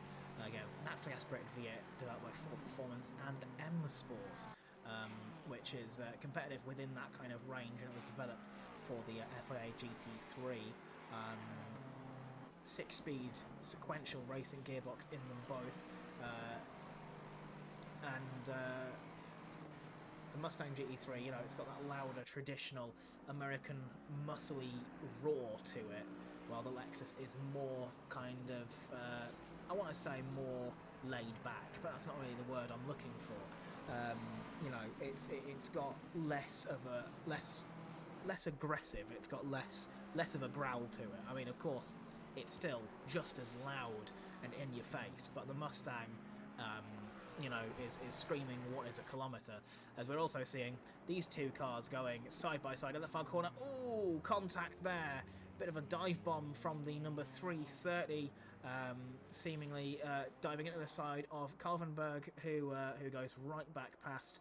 I think that was Lakai realising that position was probably not gained very fairly, so that might give him a slightly less hard slap on the wrist from the stewards, but definitely not something you want to be seeing. The BMW does, of course, have a bit more straight line speed than the Ferrari, so coming at the first corner, Kovenberg just keeps it ahead, while Lakai is just sitting behind in that BMW waiting for their moment to strike, braking very, very early into that first corner. Ferrari is just generally trying to be a bit late on the brakes. He's trying to go for the undercut there, but the Ferrari has positioned himself in the perfect spot, and in a toast of the two go now, and that is not going to end very well for the Ferrari if the BMW keeps his nose in, but I think he just backed out at the last moment, realising he's probably not going to make that space. So there we go. The TGB Racing Ferrari up into 6th place, but that BMW is not going to back up anytime soon. The gap sitting around 1/10 of a second. BMW looks like he's practically pushing the Ferrari through Acqua Minerale. Coming into the final chicane now, over the crest they go. The BMW really just trying to make as much of a move as he can. Not going to make it happen at that last corner. You can hear Kalvenberg using a little bit of throttle over curb to try and keep the car stabilised. But that BMW just has so much power on the corner exit and coming down into the Ravazzas now. The BMW is going to look around the outside with Kuffenberg deep, deep, deep on the inside of the corner. He's going to have such little speed. And the BMW looking for the under into the final corner. Up the inside goes the BMW. The Ferrari barged off the track by the BMW. And back up into 6th place goes the number 330. Absolutely elbows out racing that we're seeing here with 8 hours left to go. We're only a third of the way into this race, and we're seeing drivers absolutely sending it with no remorse, as Jan Straka is now going to try and navigate the teammate of Lakai in the number 331 car, which could actually present a bit of an opportunity for Cataldo, depending on where Straka ends up catching this Fleur Yellow the Fleur Yellow car of Anderson for GBR.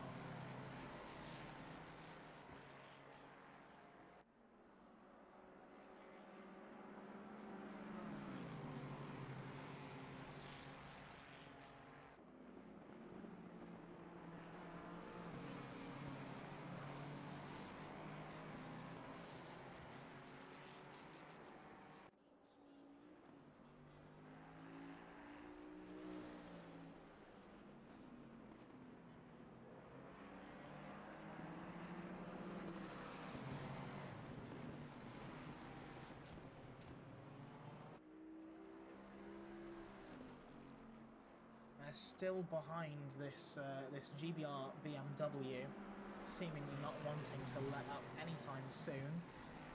Out of the running cars, they are currently last place. Anderson, 52 seconds behind Lento in 21st place.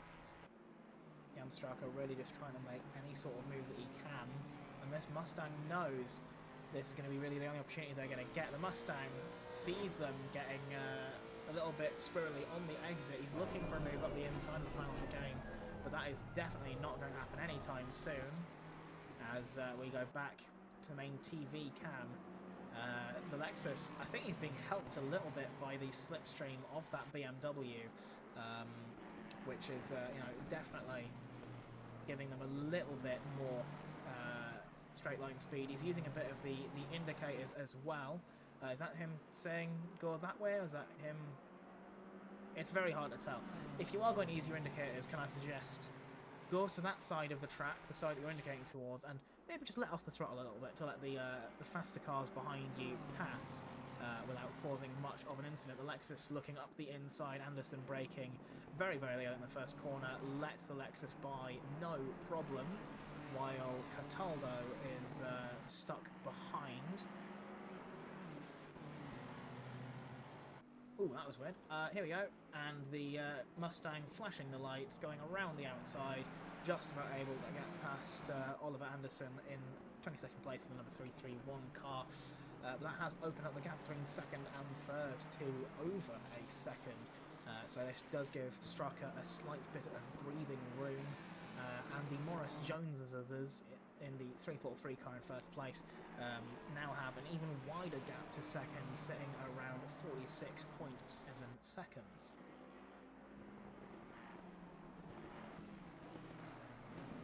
Again, we do have the Tiltify link pinned in the chat if any of you would like to make any sort of donations. We're currently sat at £234, so let's try and drive that up as much as possible.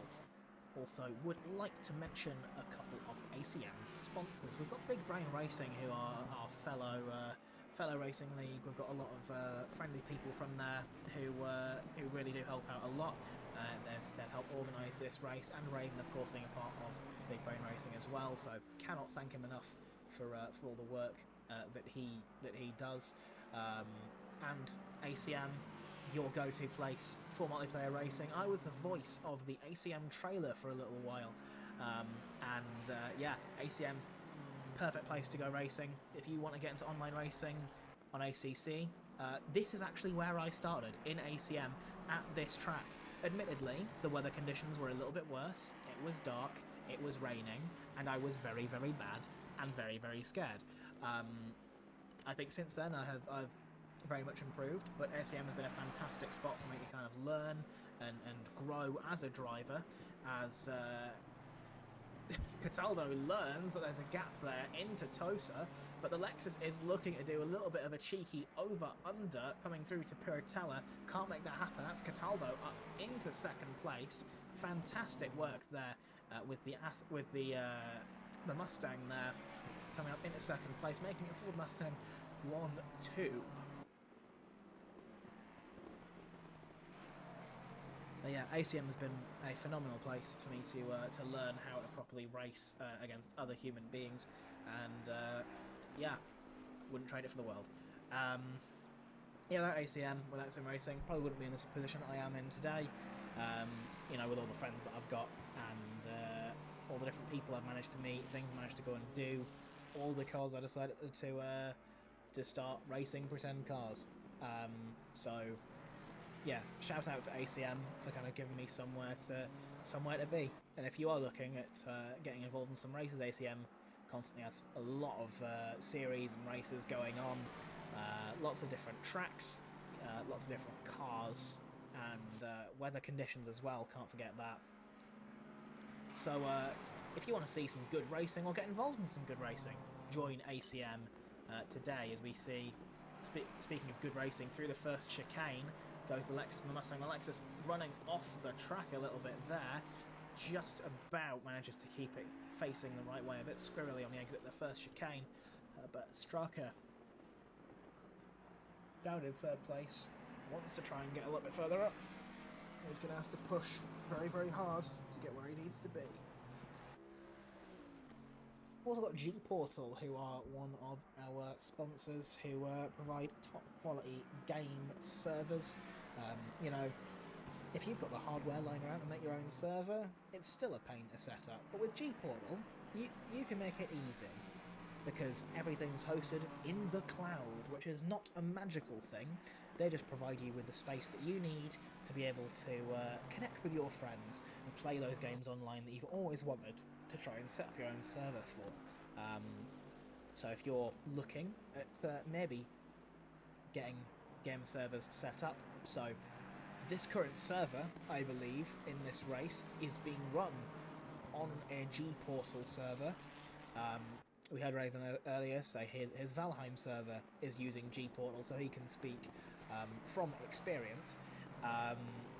Yeah, G-Portal, fantastic place to go to if you are looking to host anything.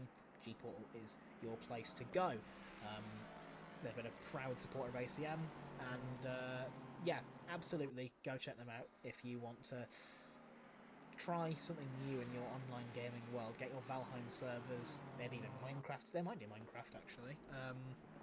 And they definitely do ACC, because all of our servers are hosted there. Join the ACM Discord as well as visiting the ACM website at acm-racing.com to check out all the events and stuff that are going down. And check out the Tiltify link as well in the pinned chat message in the Twitch chat to donate to the Air Ambulance Service, who are the charity that we are supporting today in this 12 hours of Imola race. My name's Frey, and I am commentating here for the next hour as we approach the midway part of this race. Once we do hit 4:30 PM UK time, I will have to hop off, as I do have other things to attend to. But don't worry, the racing action will be back with 2 hours to go left in the race. We'll have Raven jumping back into the commentary box and walking with you through to the final lap, as the winner will cross the line. But right now, we've got me sitting here as we are all watching these cars go around the Autodromo Internazionale Enzo e Dino Ferrari, also known as Imola, if you are in a rush like me.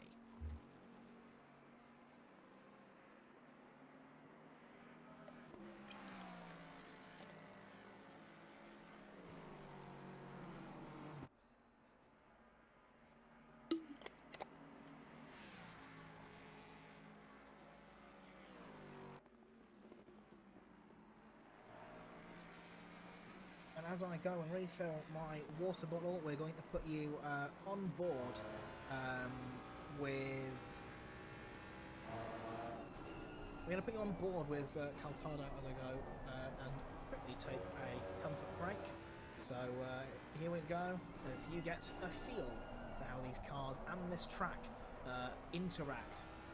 Here is Daniel Cataldo with the ISS Racing Team, and number 155 Ford Mustang. You are on board for the ACM 12 Hours of Imola in support of the air ambulance service.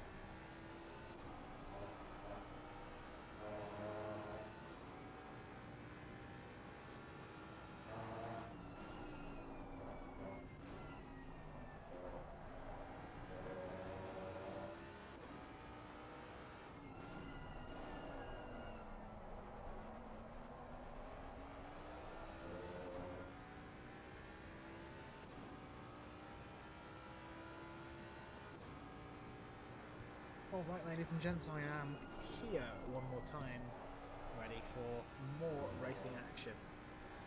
There we go, back off the onboard. We hope you enjoyed your time aboard the number 155 ISS Racing Team with Daniela Cataldo at the wheel of that Ford Mustang, looking really, really nice in that blue. See a lot of really nice blue-coloured cars today, which is really, really nice. Straka just behind, gap around 4.5 seconds. So hopefully we can see a little bit more racing action before I have to dart in around 50 minutes.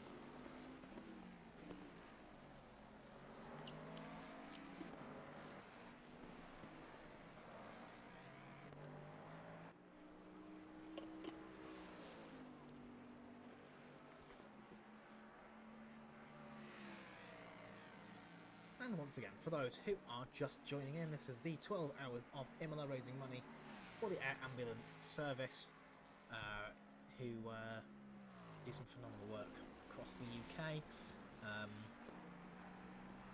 They deliver life-saving care through two vital services. We've got the National Children's Air Ambulance, which operates across England, Scotland and Wales, providing specialist transfers for critically ill babies and children. And your local air ambulance brings rapid emergency care to communities across Warwickshire, Northamptonshire, Derbyshire, Leicestershire and Rutland. The mission is simple: helping children grow up, adults live longer, and families to stay together, because loss through sudden trauma should be rare. From the ground to the air, day and night, every service under their banner works tirelessly to deliver critical care wherever and whenever it's needed. And together, we can save more lives, we can get more money, more donations in. It seems like while I was away, we're now at £254, with Shona with a £20 donation, with 15 to take 20 kilograms off the number 455, and a 5-second penalty to car number 187. There we go. Let me take a look at live stewarding as well.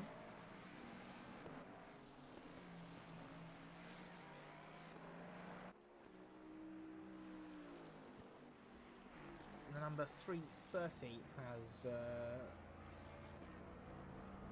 served, got their 5-second penalty for a gaining incident.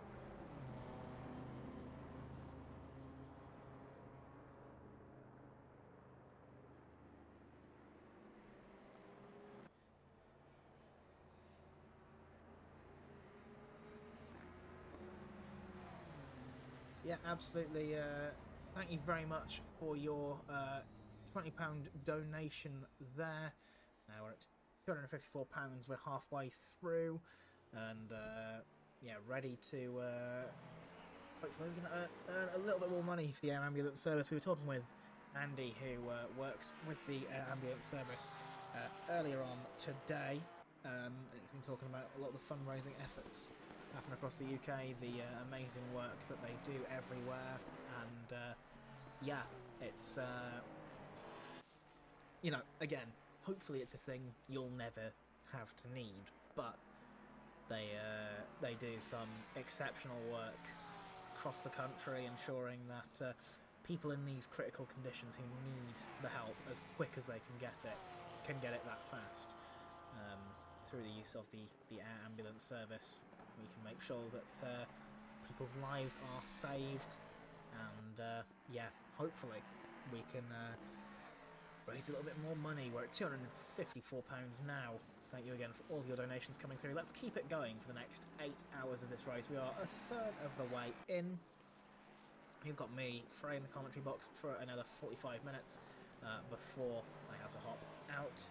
You'll have Raven taking back the microphone for the last 2 hours of the race as we go into the night section soon enough. We're at 6 PM in-game time with Tom Morris-Jones at the wheel of the 343 Tempo Esports Ford Mustang, a little bit squirrely on the exit.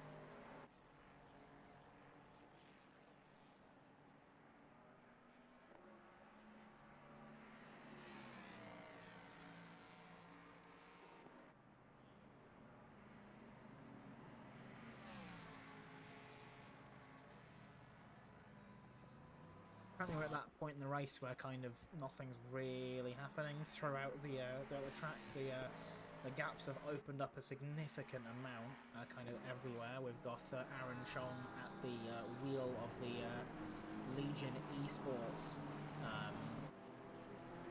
number 201 car currently in the mix, and a little bit further up in the number 151 car.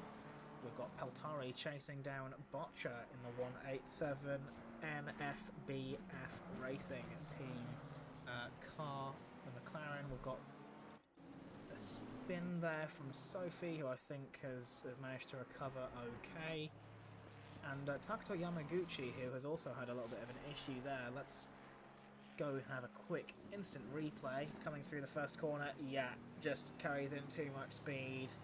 Cuts across the gravel, but rejoins very, very safely. That is the way that you should be doing it, is perpendicular to the racing... not perpendicular, parallel to the racing line. You don't want to go perpendicular to the racing line, that's an unsafe rejoin. You want to kind of go with the flow, off the racing line, get up to speed, and then you can get back on the line, but still be very careful because your tyres might still be a little bit dirty. Let's go back to Peltari, who has that BMW trying to go past in the first corner, looking around the outside into the first chicane. They're still wheel to wheel, side by side as they exit. Plenty of space left for the BMW, dipping a couple tyres on the gravel on the exit of the first chicane.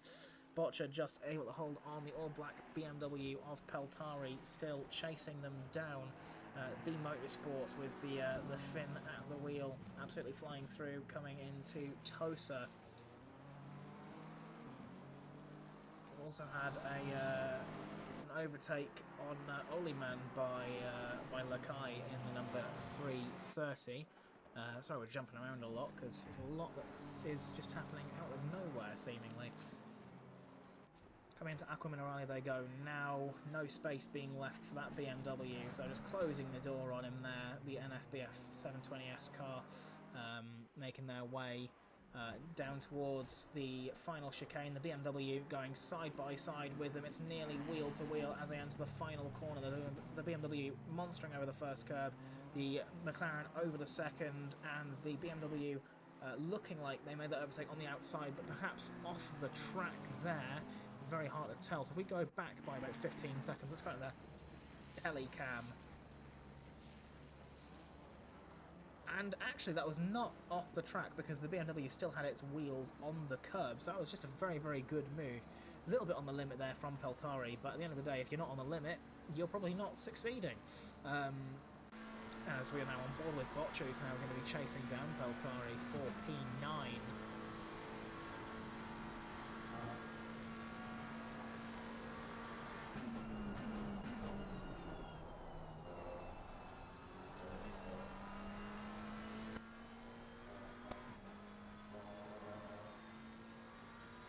Right, so just trying to get the audio. Oh no, Botcher has had a bit of an off there at the second chicane. I think maybe just braking a little bit too late. Let's go back at a TV cam as we look between Van Kolvenberg and Gazoff again, who are finding themselves in a bit of a battle.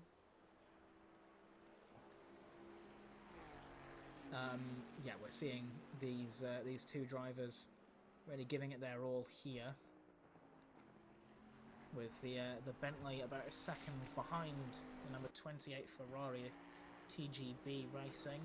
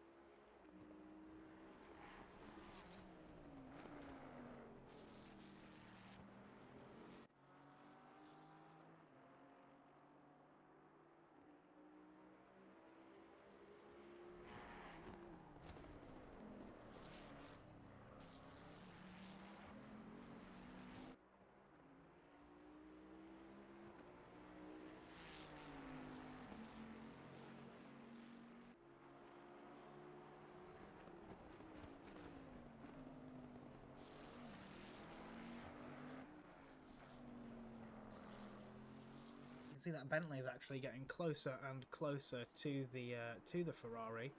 And hopefully he's going to try making that move on the on this straight. You can see just the power of that British-made motor coming down into the first corner now, looking around the outside of Jana van Kovenberg, rocketing over the curbs, and that's going to lose Gazoff a heap of time in the number 369 Bentley. That's Van Kovenberg currently P7, running away from the Bentley just behind. Let's look back to John Porter getting chased down by the Legion Esports Aston Martin of Chong, who's currently absolutely rocketing away. Fantastic pace that we're seeing there from Chong. The best lap time in that car, a 1:45.2. It's nice to see university esports teams getting involved with events like this. I think it is fantastic to see some more drivers from across the UK getting involved. Porter really putting the sails on there and trying to defend. Goes a little bit wide out of the final corner, and he's got the Aston Martin just behind him, really trying to make that move. He's not in the slipstream just about. Porter being very gentle on the brakes as the Legion Esports car gets a little bit closer. Let's go back to Chong and into the interior cam on the Aston Martin. We've got Aaron Chong, Legion Esports, who's now trying to slipstream this Porsche, who's now he's all over the road. He's weaving to try and break that slipstream. It's very difficult to know where he's going to go, and into the first corner they go.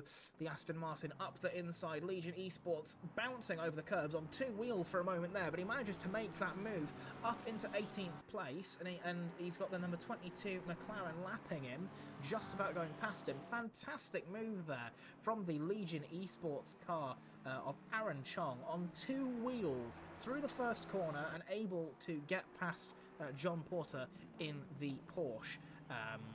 The number 22 going into the gravel a little bit there, losing a bit of time. This might actually be worse for the Aston Martin, who's now probably going to get held up by this car that's technically a lap or so ahead of them, but he's still showing some really solid pace there in the Legion Esports number 201 Aston Martin. Fantastic job from Aaron Chong there. Porter is going to be chasing him down a little bit longer.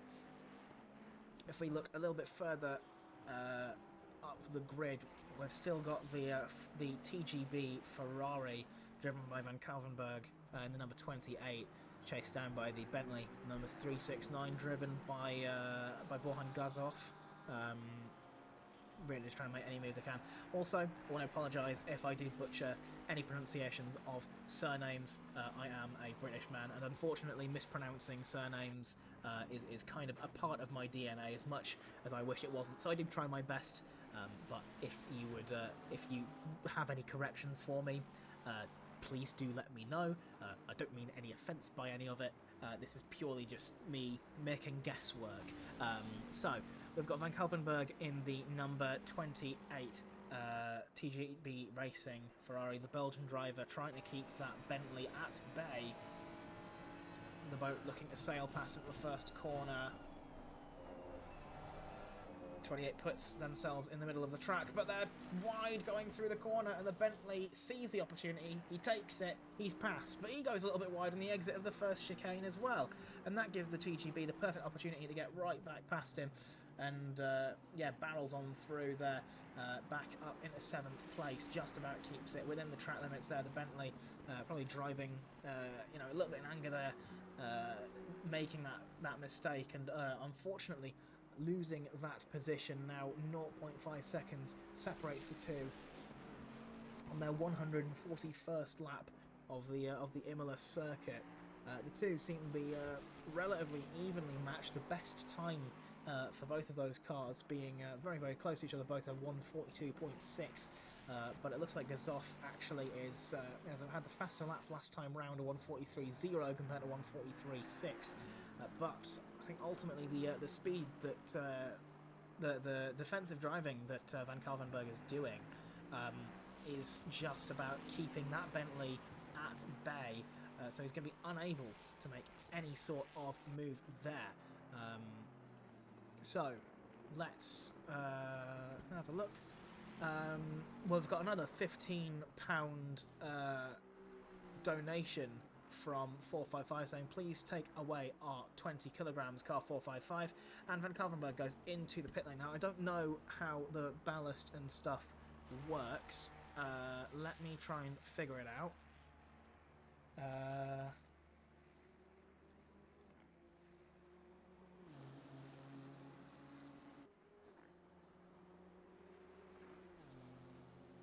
I'll see if I can get an answer for that one, but thank you again for your donation. We're at £269. Very, very nice. Let's see if we can get it any further up there. Some fantastic racing action so far in this race. Let's see if we can get anyone who's driving. Mason Rosenbeam in the number 21 Ford Performance, currently sitting in 12th place. Just past Butcher, who's gone up the pit lane, but he's approaching the end of his stint. He's going to have to pit on this next lap with an hour into his current stint. He's going to have to pit on this lap to stay within the stint timer. Butcher also in the pit lane, starting a new stint now. Van Kalvenberg at the end of theirs. And we've got Lakai in the number 330, who's past the hour mark, so he's going to have to pit very, very shortly. Probably next lap he's going to pull into the pit lane, I reckon, if not maybe one more. There we go. Let's have a look at some more statistics and stuff. So, Lakai is actually our driver who has gained the most positions since the start of the race, with 7 positions gained, starting in 12th. We've also the biggest loss of positions is kind of between 2 different cars. We've got Volodymyr Kostenko, the Ukrainian driver, in last place on the track right now, car number 68, who's lost 9 positions. And Takuto Yamaguchi and CRD Group Motorsport, who've also lost 9 positions from the start of the race. Another shout out to the Cheetos Ferrari. It ain't easy being cheesy, but it is easy gaining 6 positions from the start of the race. They're currently 53 minutes into their current their current stint, and they will have to be pitting within probably the next 10 minutes or so. Let's have a look at the gaps. I'll try and find some very close action out on the track. Let's actually go back to Takuto Yamaguchi, the Australian driver, who has Sakomani in the number 161 car just behind.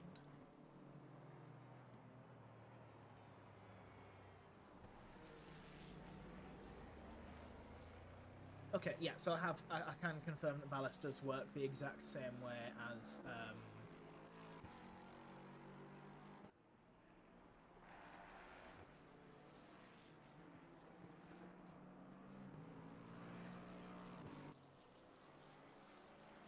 I'm also going to try and figure out if the ballast changes on the fly or if it's only when the car hits. 863 has the most gains. Not according to my stats, but I can appreciate the sentiment. They are up 5 positions though. They started in 7th place on the grid. They might have had been involved in a crash earlier on in the race and climbed back up there, but yeah, I only have access to like start of the race on the grid where they qualified up until now. Yeah, I don't have access to the other statistics, I'm afraid, of where they were during a crash and whatever else. Oh, that's a big one. What happened there? Did he just? I think he just ran into the grass, or maybe just. I mean, from what I saw there, it looked like he just didn't really slow down for the chicane, which is strange. I mean, you kind of want to slow down for corners. That is kind of a given for a lot of corners on this track, if not all of them. So Yamaguchi, how long was it until they had to pit? So they're approaching the end of their stint timer anyway, but they are going to have to pull into pit lane to repair the damage to the front of that car, because yeah, that is not a very healthy looking Lexus now. They're down in P20, and Volodymyr Kostenko might be able to make a position gain here. in the number 68 Porsche.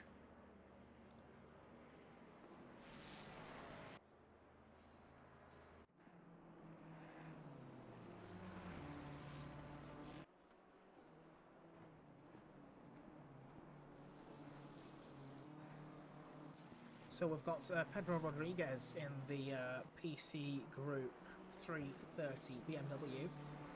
6 seconds to Peltari behind. Again, we are in that section of the race where everything calms down a little bit. The gaps open up. And since we are in the middle of a pit timer, like a pit window here, we are going to see a lot of drivers and a lot of cars kind of shuffling up and down the grid. See Rodriguez, the Portuguese driver, currently holding down P7, while the Finn Peltari is flying up behind in car number 151. This being, of course, the closest gap on the track of two cars battling for position.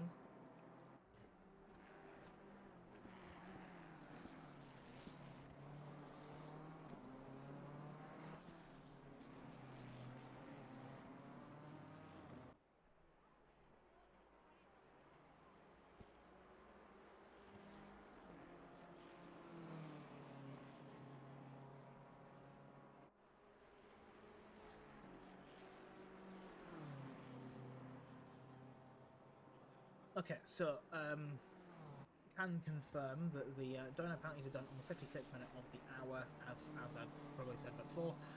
So it just gets done at the 55th minute of the hour UTC time. So that was about 7 minutes ago, where ballast might have been added or removed from the car.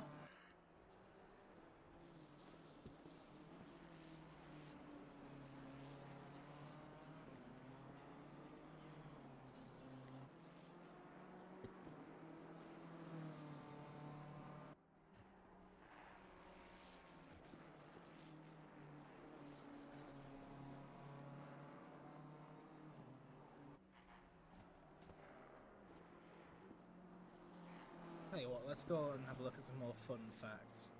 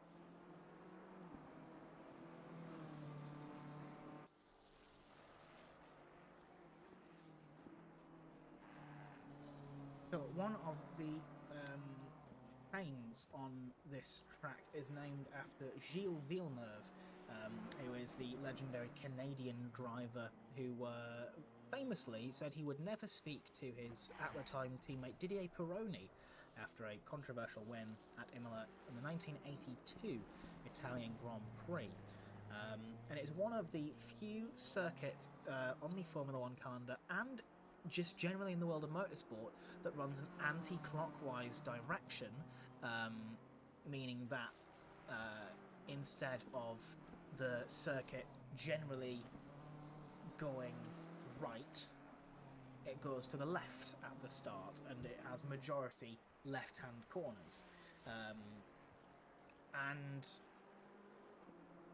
you know, it poses a bit of a different challenge to physically, at least, if these were real cars, to the drivers' necks, because normally they'd be used to how the car would physically make them move in their seat on the tracks that normally go clockwise, as opposed to Imola, which does not. We've got Van der Stroys again at the wheel of the 369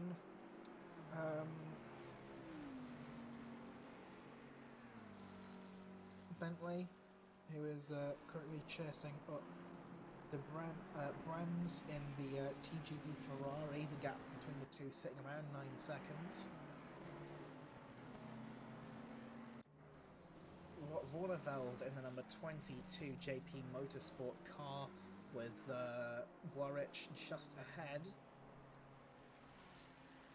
The number 9, in 8th place, sorry, in the number 13 Ferrari. Garcia in the Transmission Motorsport car, currently in pit lane.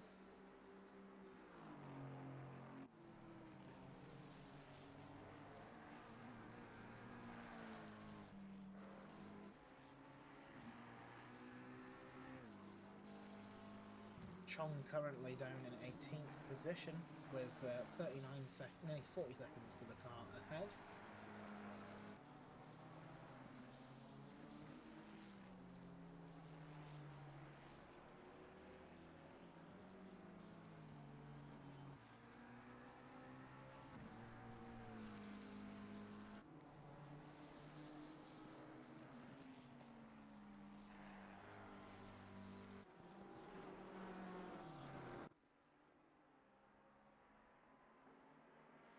Board now with Kostenko, who has Sword chasing him, with 4 seconds behind, navigating the very tricky technical final chicane here at Imola.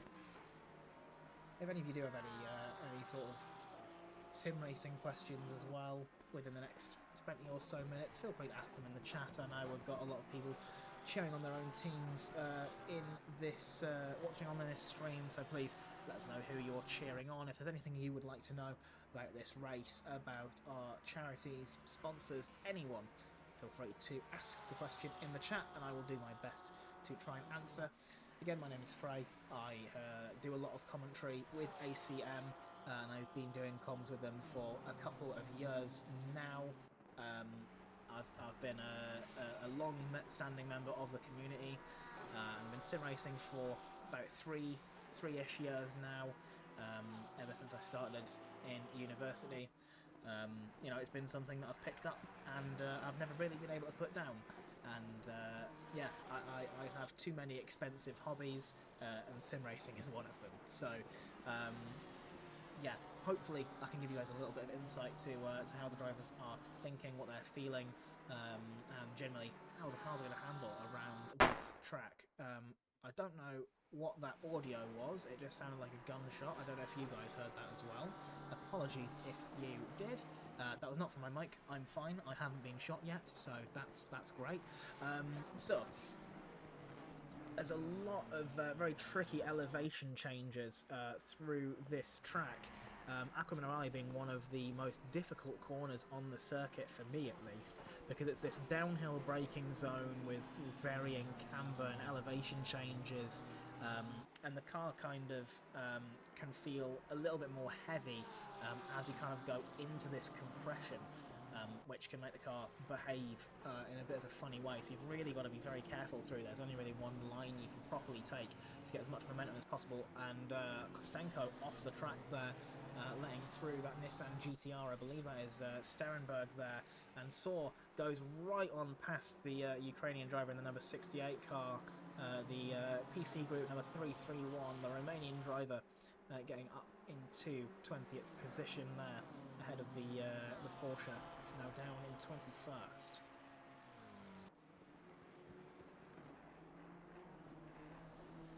That is Sterenberg in the Mandergerd 278 Nissan GTR. Oh, and we've had a yellow flag there.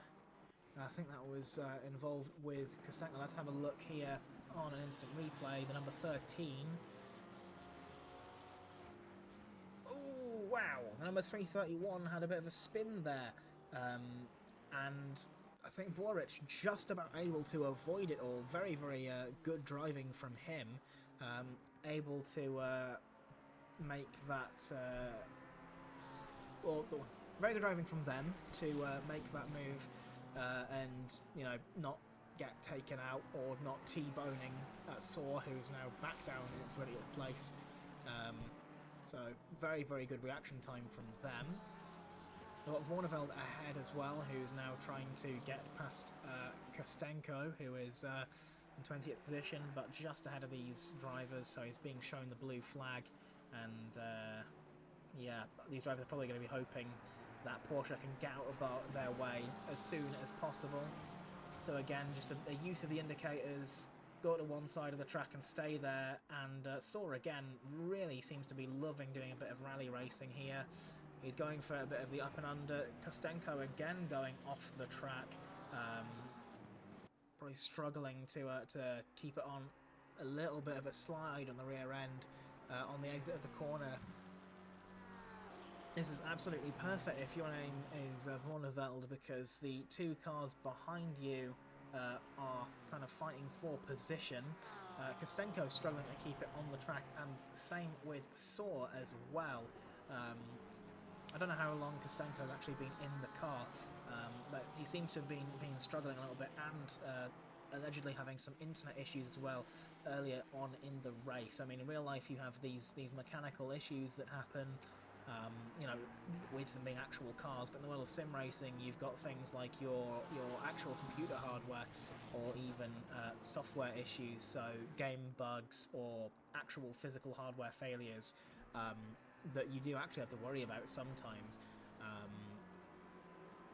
And the internet as well can be quite unstable in certain parts of the world, so yeah, it does become a thing that you really have to think about with things like sim racing, that I think you don't really have to think about in any other form of racing. And Kostenko goes a little bit slidey, door opens up, the Red Sea's parted there for the number 13 Ferrari, just managing to get past both of them there, and into the final chicane they go. That all-black Ferrari is going to have a brilliant time just getting away from the two drivers behind, who are now scrapping for position for 20th place. Kostenko trying to hold on into the middle of the track. He goes, able to keep the BMW behind. Good defensive driving from the Ukrainian here, as the Romanian driver Saw in the number 331 is going to try and get as much speed as he can. It looks like Kostenko might have been a little bit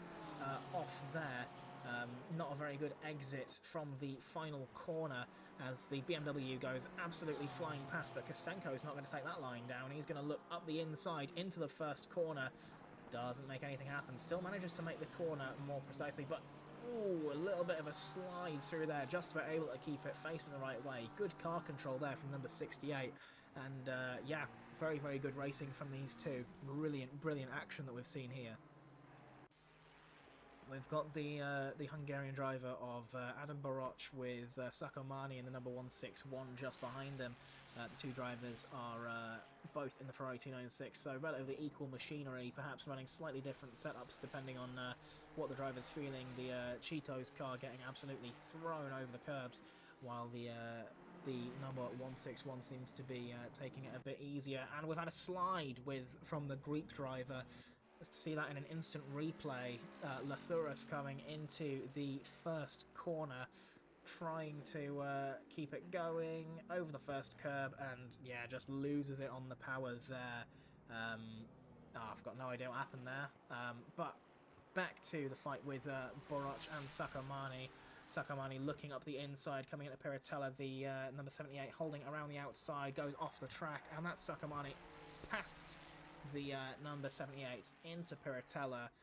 Very, very easy overtake there for Sakomani. You don't see many overtakes there at Piratella, but I think Baroch going off there made it quite easy for the number 161 to go past. So that's Sakomani in the number 161, the Boozy Racing team, into 18th position, with Baroch in the Cheetos car going down into 19th.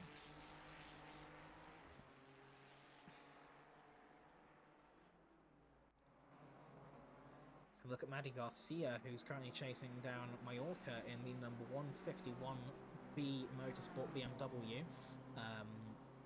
Hopefully they can catch up, because this livery is absolutely gorgeous. The transmission, number 455 car, looking absolutely fantastic out there on track. Of course, with the great logo, the air ambulance service just on the rear fender, making it very, very visible, which is absolutely wonderful to see. Supporting a great cause. Just as a reminder, all of your donations will go directly towards the air ambulance service, who who put out some really, really great services. National Children's Air Ambulance, providing specialist transfers for critically ill babies and children, and your local air ambulance with rapid emergency care to communities across Warwickshire, Northamptonshire, Derbyshire, Leicestershire and the historic county of Rutland. So all goes towards a fantastic cause, so big shout out to the air ambulance service. Let's see just how much money we can get raised for them, as the number 151 is getting pressured by the 455 behind. The transmission car seems to get a bit of a better exit out of that final corner. The B Motorsport car seemingly a bit slower. Garcia has that slipstream, getting all the way in Mallorca's mirrors, but not able to make any move happen. Although Mallorca goes a bit off, goes a bit wide, and Garcia goes a bit up the inside into 10th position, into the top 10, and then the 455 transmission car scaring Mallorca into a mistake, into the second to last corner, and just absolutely pouncing at the opportunity, up into 10th place for the Finnish driver Maddie Garcia. Fantastic move there from transmission, up into 10th place.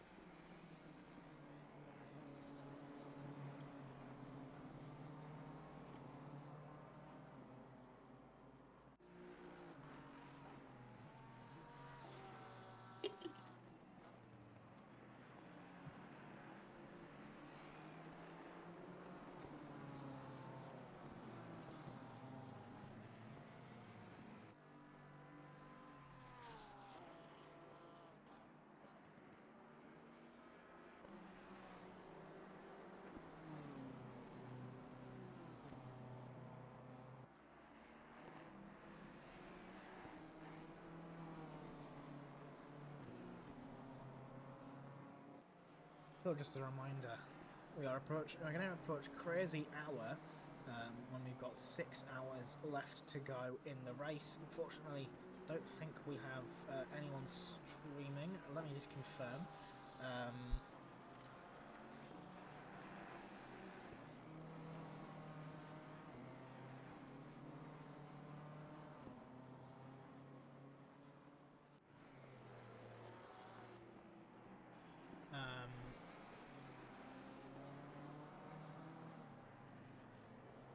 Okay, right, yeah, so, crazy hour number 1, which is halfway through the race. We're not going to have anyone streaming that, but for that 1 hour, your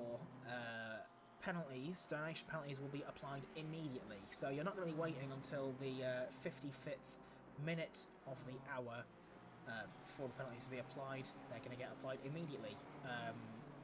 You're not going to see that first part, but as we approach the end of the race, the final 2 hours, we're going to have Raven commentating, broadcasting, doing all of that lovely work, yeah, he's going to be showing off crazy hour number 2 at the end of the race, with 1 hour to go.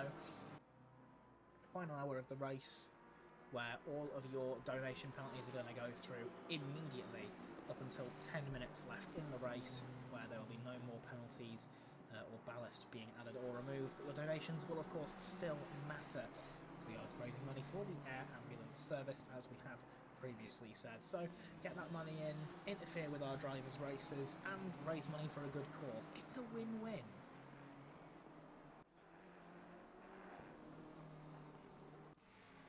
Go back now to Eric Ocker in the number 187, the German driver, clattering over the curbs, as Cruiser in the number 21 Ford Performance Mustang is looking to maybe reap the benefits of Ocker making that mistake.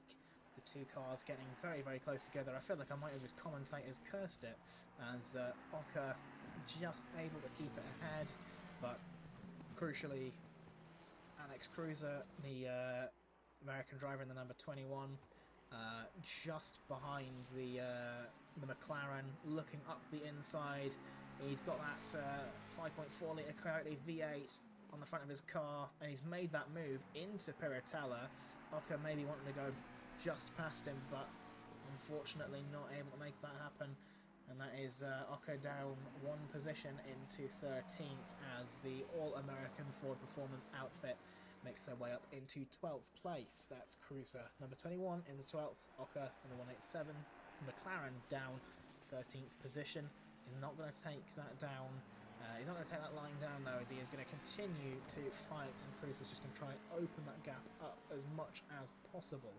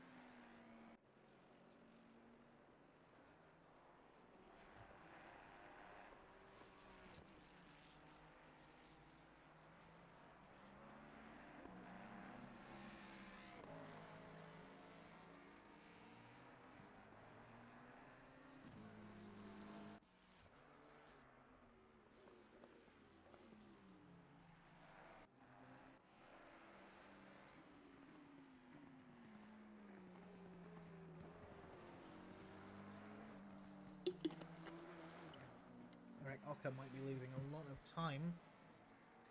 His previous lap time was a 48.2, and his best lap time was a 43.1 on the 187 car. And Sterenberg in the chasing Nissan has reduced that gap to just about a second, and their best lap time is nearly, it is 7/10 faster than. Hold on, where am I doing the maths wrong? I feel like I'm doing the maths wrong. No, I'm not doing the maths wrong. What am I talking about? 7/10 faster than the McLaren, who goes off into the second chicane, and yep. Ah, wait. I just realised that's not the position. Yeah, that's my bad. Sorry. Ocker is on lap number 156 and Sterenberg is on lap number 154. So that was an on-track overtake, but that was not for position.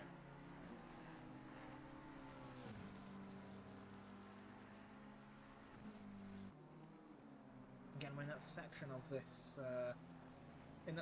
this race where the gaps have really started to spread out. Drivers are just getting into their own rhythm, and we're really seeing some of the more capable drivers really pulling out big gaps in front. We're seeing some of the other more scrappy drivers really just trying to push as hard as they can. But ultimately, the goal of any endurance race is to just make it to the end, and finishing as high as you can really is just an added bonus. Just being able to say that you finished an event like this is enough of an achievement. As well as that, we're raising money for a fantastic cause, which you know, definitely sweetens the pot a little bit personally. Excuse me there. As we got Butol being chased down by Polyakov in the 777 Nissan, who we previously saw fighting quite high up. They've lost 2 positions from the start. Butol up 1 position, and Straka in position at number 2, and the number 863 is up by 5 positions from where they started on the grid. So they were 7th place to start. They're now up into 2nd. We're also seeing the Boatley just behind,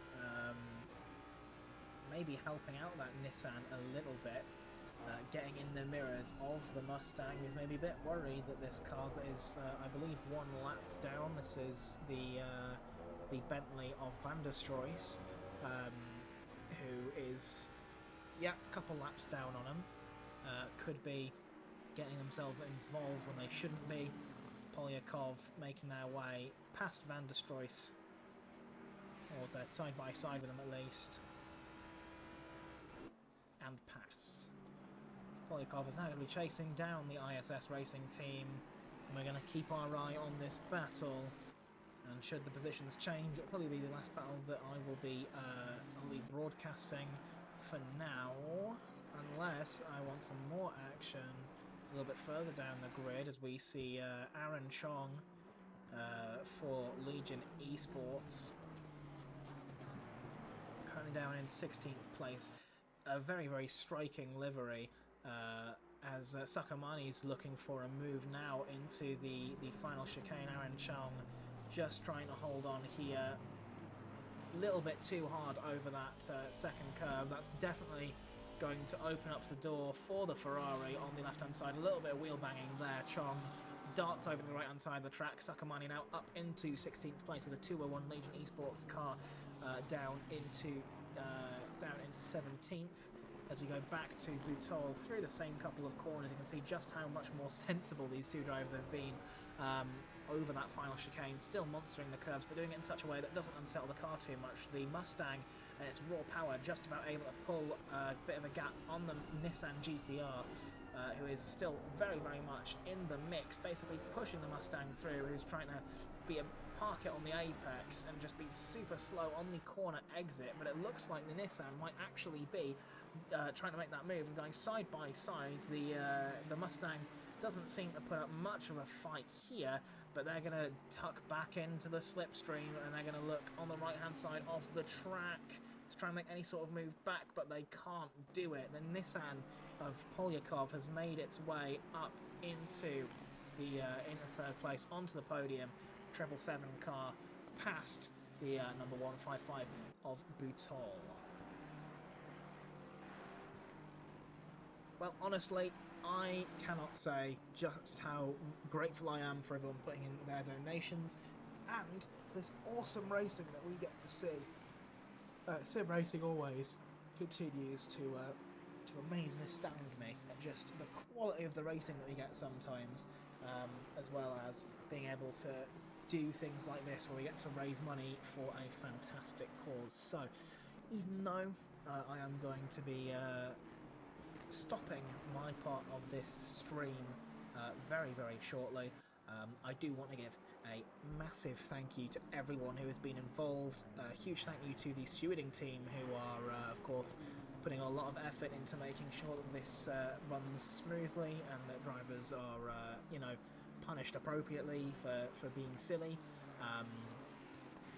Also want to give thanks to the air ambulance service and to Andy as well for hopping in, sharing his story, and really just providing us with a little bit of insight. It's always fun having another person in the comms box, and Andy was an absolute treat. And we've got a lot of ACM's partners and sponsors. Big Brain Racing, of course, one of our fellow leagues, Raven, my fellow commentator, friend, and all-around cool Scottish bloke, has been a wonderful help in broadcasting things and making the stream look lovely. A lot better than I've made mine look, admittedly. And we've also got the G Portal, who have been our ACM's long-term kind of server supplier. So we host our Assetto Corsa Competizione races on there. We heard from Raven earlier, he even used G Portal to host his Valheim server. So, you know, it's all well and good being able to play multiplayer with your friends, but sometimes you have these games that run on servers, so it'll keep running, and you can have people, you know, hop on whenever you want. That's the great thing about having game servers like that, is you just hop on whenever, and all the stuff is still there as you left it. Super stable, super high performance as well, with varying plans and lots of different games available on G Portal to host your own multiplayer servers on. So get on G Portal and yeah, get your game servers today, because G Portal have been phenomenal in supplying us with our ACC servers, and yeah, we could not be happier with what they provide. But for now, we've approached 4:30. We've got 7 hours, 12 minutes left of this race. We are 164 laps into this race. So drivers are approaching. Drivers are going to be approaching their next pit window in about 40 minutes' time. But for now, guys, I have been Frey. This has been the 12 Hours of Imola, and you can catch us again in around 5 hours' time when Raven comes back and gives us the next part of the stream, where we'll be going over the last 2 hours of the race, including the crazy hour at the end. So please do join in for that, keep the donations coming through, and interfere with our drivers as much as possible, raising a lot of money for the air ambulance service. And yes, thank you all for all of your support, and this will be myself, Frey, signing off for now. Please join us again on this channel in 5 hours, where Raven will be bringing you through the last couple hours of the race. Till then, bye-bye.